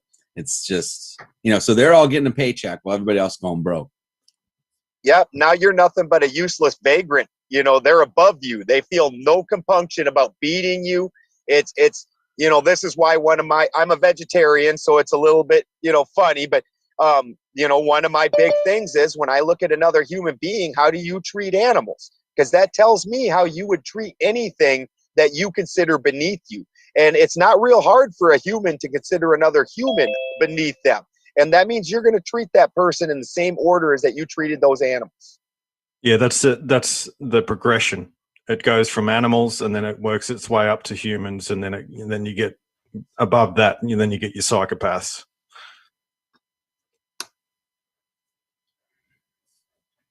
The psychopath being now that guy's equal to God. He's not, and so all human beings are below him. Well, think about, including God. We were talking earlier about having to get out there and work and you know, stay hard and stay lean and stay hungry, and how that kind of keeps an edge about you and kind of keeps you pushing. Because once you sort of have that lifestyle, it sort of creates itself and it keeps you going that way. But imagine if you were born with one of these the proverbial silver spoon in your mouth, where everything is handed to you on your paper plate. Your problems, the problems you have when you're deciding, you know, how many hundreds of thousands of people are going to lose their jobs or not based on a few movements of money in your bank accounts, right? When you're dealing on levels of that, everybody's got their problems, but I can imagine that when you are surrounded, and that's just your life, that's just the way it is, your brain gets wired completely differently than that person that grows up in the dirt, staying hungry and having to work hard, living hand to mouth. I'm sure there's that moral compass is going to be a bit askewed based just, here we go. Nature versus nurture versus free will. Who the fuck knows? Yeah. Well, they've just lost their humanity, because if you look at it, they aren't really wired any different. As a normal human, let's take a farmer. If I go out to my field And that's what they are looking at humans as, is basically their crop. That's what's producing their money. I go out to my field and I look and I see a bunch of, I see, say 10% of my crop is looking real lackadaisical. Like I'm having to dump a bunch of fertilizer and water and I'm not getting shit for results. This just isn't a good 10%. My first idea is going to be, I'm going to go cut them crops out, hopefully do it fast enough that I can replace it with something that's going to thrive. And I'm going to just immediately do that. And then try and maximize the amount that I receive with the minimum amount of input. And that's just, so when they start looking at us as basic numbers and, like we're goods, that's how they're going to treat us. So they've really just lost their humanity. They aren't wired any different. Everything always works the same on every level. It's just they truly believe that they're above us. And, from the Zionist point of view, we're a goyim. God, God told them that we're a goyim and we're no better than a cattle here to serve them. And they treat us as such.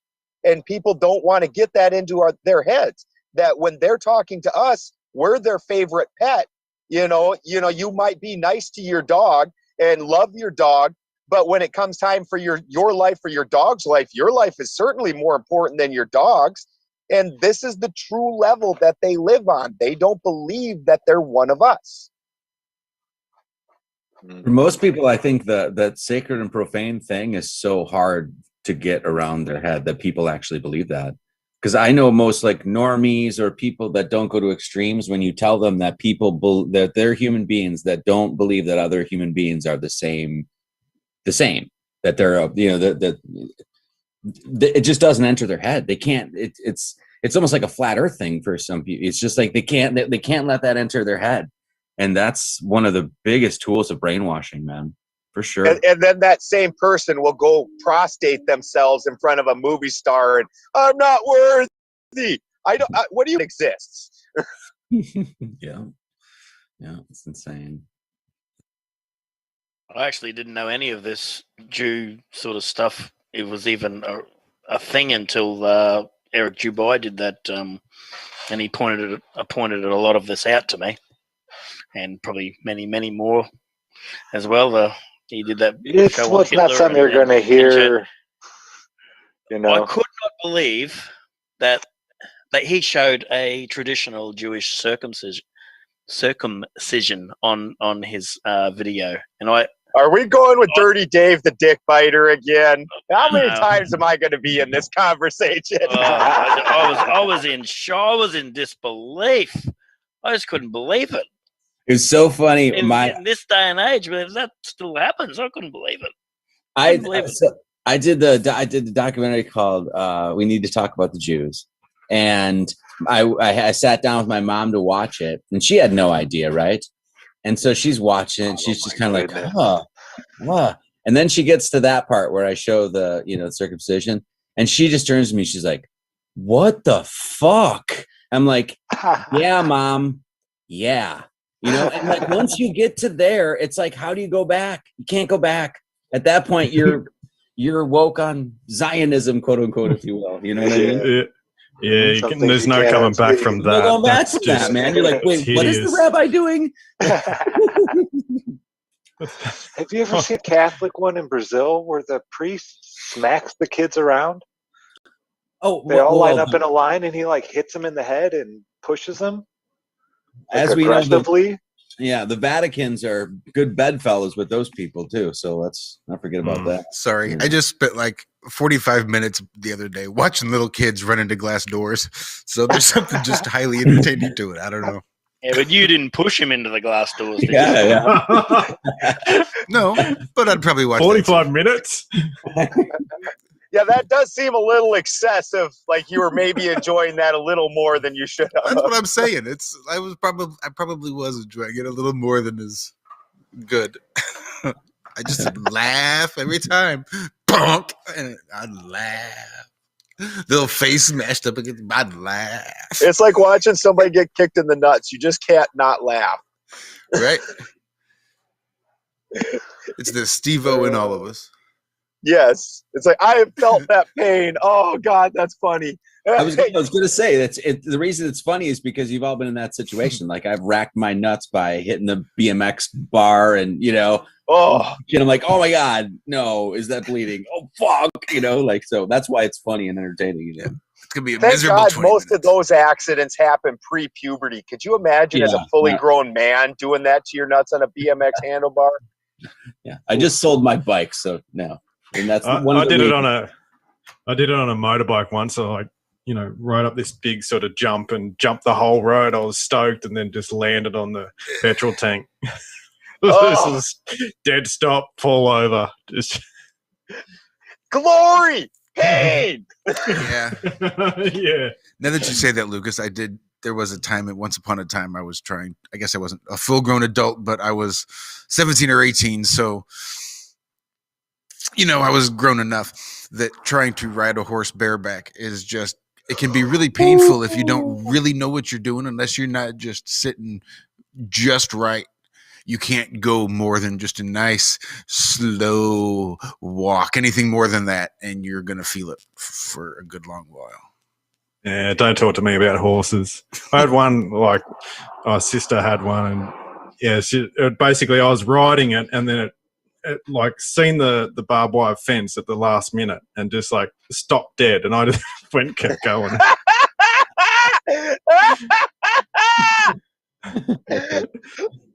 Oh shit, I'm from a farm, so I'm sorry. That made me laugh too hard. Oh God, I have been there before. My mom got a damn barn sour horse. And, so a barn sour horse, they ride just fine on the way away from the barn. And as soon as they turn them around and they see the barn, they just light for that barn, and there's no control in it. They're just on a balls to the wall tear for the barn. And it did that right at a fence. Same damn thing. You bet. Horse came to a dead stop. I did not.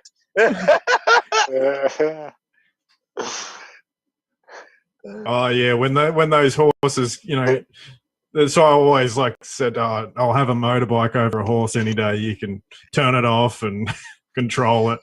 But yeah, when they get that canter up to go home, you just hold on for dear life because they're going. I always tell everybody, if the world goes to shit and we don't have vehicles, I'm riding my cow Lola. I will plod along. It's okay. It's okay. Take your time, girl. Exactly. And then Lola loves me. So if anybody pisses with me, Lola's kicking their ass. So I got a battle cow too. So, this is like double use here. Battle cow. I fucking love it. We used to have some couple of cows as well, and they were sort of, hand bred, so that you'd call them up and they'd come to you, and you'd sort of get them next to the fence, and I'd jump on the back of it. I wasn't happy about that either. Fell off a fair few times. It's got to be put into some movie or something, or some comic book or something. The battle cow. That is awesome. Yes, like He-Man. All of a sudden, it just turns into this roaring oxen with spikes coming off it. Oh, just great. She lays her head in my lap when I sit in her pen, and I sing Lola to her, and she just lays there, and I pet her. Yeah, they're awesome. I can't imagine a big how giant dog, isn't it? Literally like a big giant dog. Might even have a yoga ball that they chase around the yard. And they'll headbutt it and then chase after it. It's hilarious. I've been thinking about the word sacrifice and stuff like that, and I think of it as more like it wasn't so much a sacrifice to the god, to make it rain. It's more or less, hey, we didn't get food because we didn't have so we're going to have to eat one of our cattle, and this sucks. Yep. This is my friend, and I have to kill it just to survive. Like you said, we love our dogs, but it's me or the dog. Well, I'm eating dog then, Yep. So I think when they sacrifice things, it wasn't, something that they did every year on occasion and enjoyed it. It was more or less, dude, we got to go kill Betsy. This sucks, man. I always say they weren't it as commercial farmers. Absolutely, they weren't commercial. So Yeah, it was Betsy. I also see it as a time progression. So you sort of that period of time, whether the zodiac or the month is sort of sacrificed, it's gone now, it's over, and that period of time is now gone. So I sort of see it that way as well. Well, and then also this is always an interesting, because every dipshit archaeologist that finds a pit full of bones immediately, it's a sacrifice pit. They were obviously sacrificing things. Well, if we take it back 200 years, they didn't have plastic wrappings. They didn't have cans or jars. So your main trash is going to be your animal waste byproducts, i.e. the bones and things like that. You're not going to let that just lay all over the village, because just like in your garden, you don't go put dead meat and dead animals in your garden. You would want to contain that to one little area. Now, let's add in the fact that 200 years ago, there was no refrigeration. So if you were going to, like you said, have to slaughter an animal to eat it, well, one family couldn't possibly eat Bessie. So now you're going to do that in the village square. So that way you can have a feast and share it with them amongst the village. And hey, now next week, I don't got to slaughter the cow when this happens again. Now you got to slaughter the cow. So now it's your turn. And this is how you get by without refrigeration, is now you've got food for the week. And until next week, when you come do this again, well, you put it in the garbage pile. And a couple hundred years later, some asshole starts going on about how you sacrifice things to the gods. Yep, exactly. It's just stories. His story. Yep. And I'm a heathen. I have yet to find in our cosmology, they do talk about, some eating of animals and things like that. But I own the Havamal. I own the Eddas. There's nowhere in there that it says if I'm a proper heathen, I need to go out and kill 3 oxen on the 7th day of the blah, blah, blah. That doesn't exist anywhere in there. Somebody else made this up. That's not in the ancient writings. Yep. It seems like modern archaeology is made to continue the Darwin narrative. So anything that's older is more primitive. And so I think you're right. And I think even if it's not like morally ambiguous, or like even if the scientists aren't necessarily like corrupt, they're so brainwashed by that narrative anyway that they just go with it. You know what I mean? So yeah, you're already expecting to see that. You're already expecting to see it. Yeah, exactly. Yeah. Yeah, totally. And that's the inversion again. Yeah, they've seen our past civilizations as, something less than us, and we're the pinnacle and all this sort of rubbish, which is, I think it's quite the reverse. We've got to strive our way back up to, being something of civilized again. Absolutely. I kind of touched on that a little bit at the beginning of that book I'm into right now. They were talking about the idea of art representation through the years, and how it wasn't that primitive art didn't see and couldn't perceive, 3 dimensions and draw depth and all those things. It was that to them, the concentration of things was internal, not external.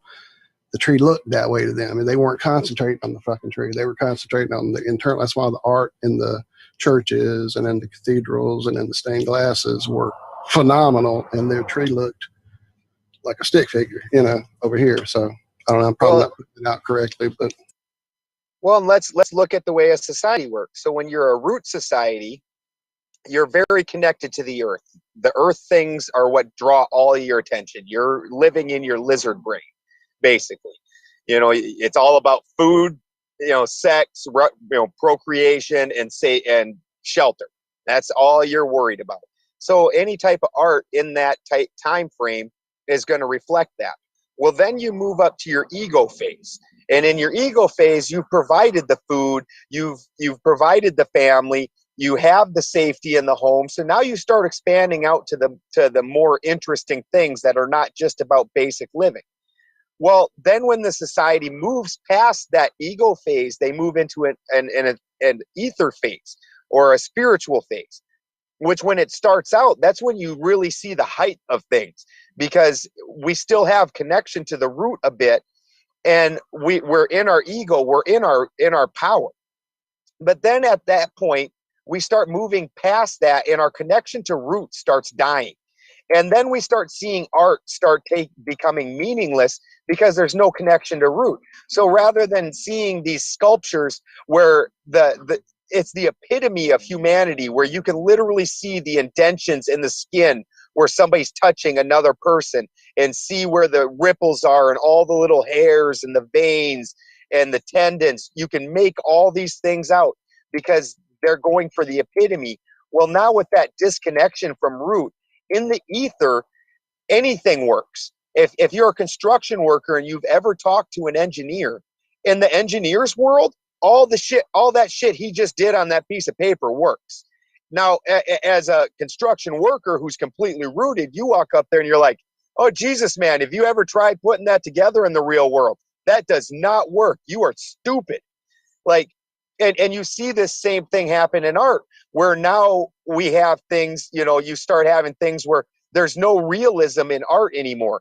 All your art is, some jackass scorched paint at a damn oil palette. It just, flung some paint on it. It's like, here, look at my art. I'm an artist.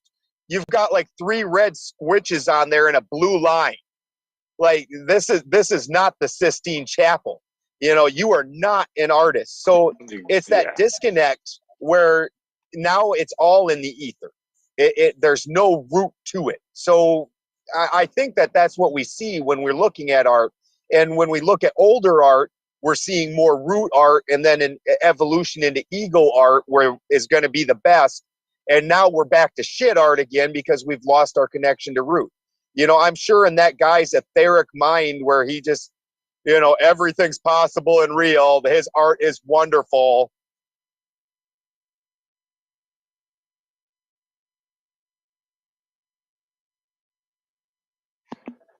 Yeah, and that kind of started with, well, that's history. So who knows if any of that is.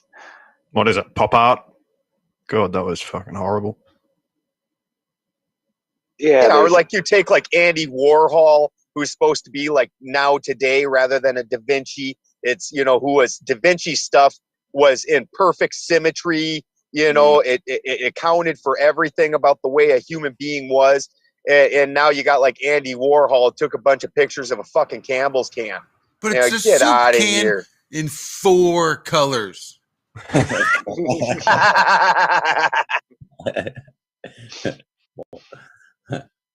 I honestly think most of popular art, or that what they called high art, was literally just a place for pedophiles to conglomerate. I honestly think that's what a lot of that was created for, to like make degeneracy in the art world and find a place for those people to hang out. Yeah, now they just stick bananas to walls. Yep. Yeah, how about that Banksy or whatever who just sold a painting for like $10 million, and then the minute that the auction closed, the painting dropped down into a fucking paper shredder, and now it's just a pile of shredded paper that you paid $10 million for. Art's a joke. Yeah. It's a joke. Honestly, like the true art should really just be to glorify the creator. I mean, you know what I mean? Like all of that art doesn't even represent anything, nothing, so it's just trash. Exactly. Hey guys, like you said, when they were glorifying the creator, they were taking, and the some of these statues from the medieval times, the perfection of them is just so amazing. Even if you were taking into account a polymer, how did you even do that with a polymer? I mean, wow, these things look like you literally Medusa froze a human being into a statue. Yeah. Marty, thanks so much, man. Marty, I appreciate it. Yeah, I got to run. I got to get dinner here at 5. So thank you guys so much. And we'll do it again. Awesome. Yeah, I'd love to do it again. Marty. I want to come on, talk a little numbers. That's a subject. Absolutely, friend. I feel like we just barely scratched the surface with you. Thank you for hanging. I hope you feel comfortable enough to come hang with us again. So, yeah, that was fun. So, all right. And we'll talk soon, guys. Awesome. Thanks, Marty, so much. Peace, brothers. All right. Later. Be careful. I have also got to run, gentlemen. Say you're fastly about to lose your functions, aren't you, sir? Yeah, I gotta get to go. I gotta go into work and go breathe in. Oh God, I was at this one sesh, and the sesh was in. They turned a old apartment building into a business building, and so these were bedrooms, and we're in a bedroom, and this guy busts out this hog leg of a joint. And he's puffing it like fucking Thomas the Train or something, right? Just, and I'm like, and next thing you know, customers are leaving. I'm like, wow, dude, I'm asphyxiating in here. I don't know if I'm high or just lack of oxygen.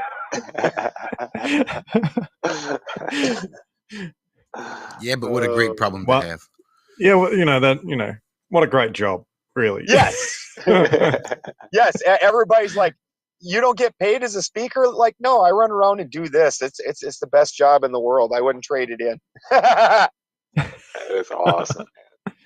And everybody treats me like a hero when I walk in. They see, they see my dabs, and I'm an alchemist, so my conscious rates are vicious. And I walk in, and people are like, "Yes, yes, he's here." Yeah. Exactly. So I get to feel like a hero and make money. It's nice. Well, you enjoy basking in all your glory, brother. Absolutely. This is awesome, man. Thank you so guys. much for joining. Thank you for sharing with us again. Absolutely. Yeah, and I'll definitely come back on and talk heathen cosmology. Yeah, man, for awesome. sure. That's definitely something I want to get deeper into. Because so many people, know really nothing about it. Absolutely. I need to know more. Yeah. Most people, it's Marvel comic books is their source. Right, Shazam! Yes. All right. Have a great night, guys. Thank you for Love you, Lucas. Love you, man. Love you too, man. Take care. Love you, Benjamin. Later. Great, guys. Thank you so much, Lucas. That was awesome. That was awesome. Yeah, it come together, didn't it? Hey, it had me worried at the start. I'm like, okay. It was definitely worth the wait. Putting up with our for a while. Absolutely. And chat's been off the hook. I've had to actually stop looking at chat because there was so much going on there. I wanted to stay focused on Marty and Ben being here. It was great. Me and Nemo, we're trying to stay up on it. Oh, I know you guys are blowing it up. I saw it. Blowing it up. As soon as I find somebody that doesn't really rate a wrench, they won't get one. It's not like it's anybody that comes through the door. It just so happened that at the time, everybody that had come through the door had deserved one. And so far, everyone has. Again, it's not like I've wrenched someone that didn't deserve it just because they showed up. It's all been well deserved. No always taken back. I mean, I lost my wrench a few times. You gotta act right, though, man. You brought it tonight, so you'll keep it at least another week. That's right. Yeah. We'll reset after this and see what happens next week.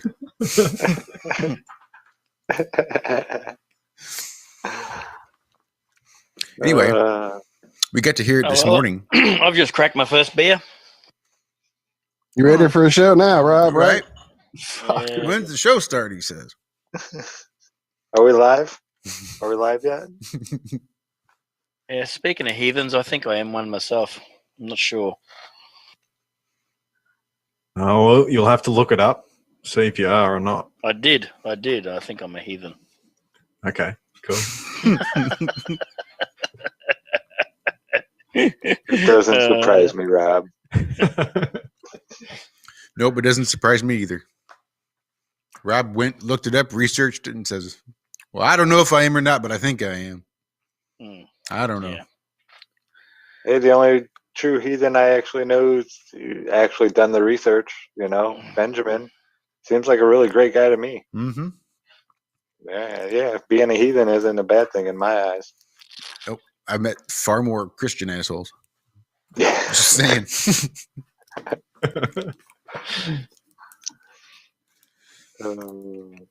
But I guess we can get out of here now.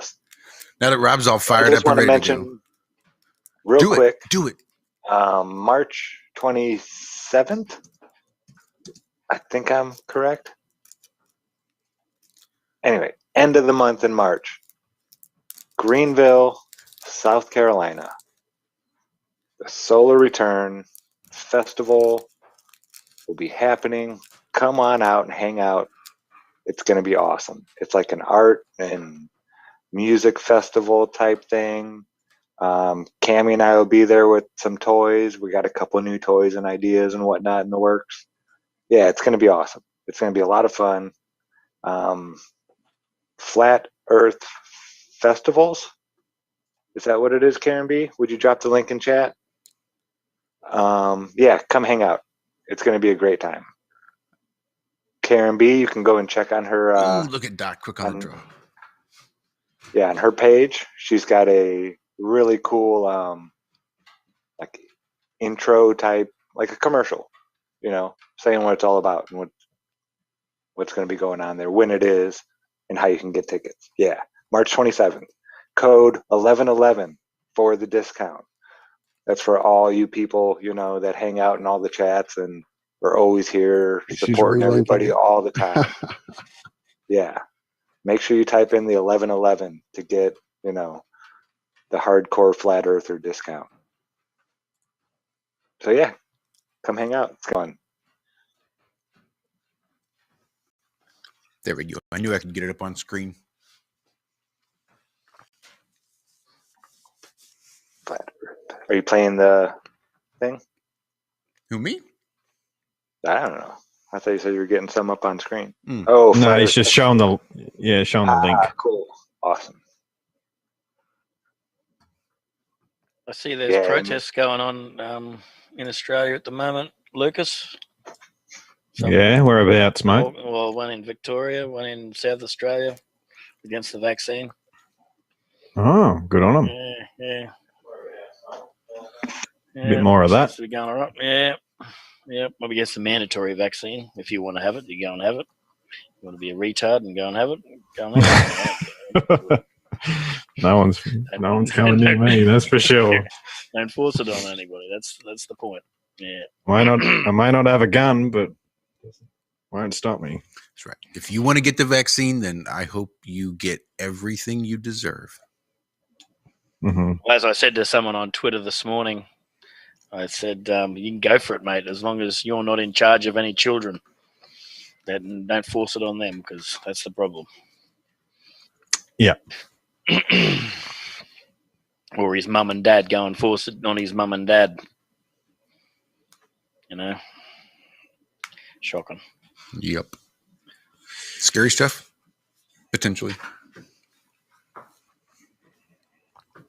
But I guess we can get out of here now. We're a little over, half hour over. It happens. And it was well worth it. So we got to hear a little bit of Output 44 this morning over on the Ironworks, Truth Frequency Radio, TFRlive.com. This is a LC King original we're going to leave you guys with this evening. So thanks for hanging out with us tonight. Thanks for finding us on our backup channel. Looks like we're going to be here for a few months. So make yourselves at home. Hit the subscribe, hit that little bell notification in case you want to make sure you're reminded when we go live. And hopefully YouTube will do the reminding.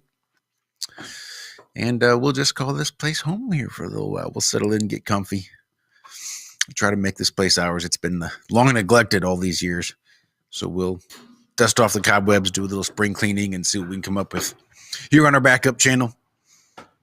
So maybe keep an eye out on both, because who knows what's going to happen over on the main. Yep, I think that's everything. I don't think I have another damn thing left. Love y'all. Ladies, gentlemen, thank you so much. Cheers. Thank you. Get the hell out of here. Love you guys. I'm trying to hit everybody in chat, but it's hard to keep up. So thank you guys. And yeah, we'll be here a minute. It looks like. Yeah, looks like. All right, guys. Love you. Toodles. Thanks. Be good. Be well.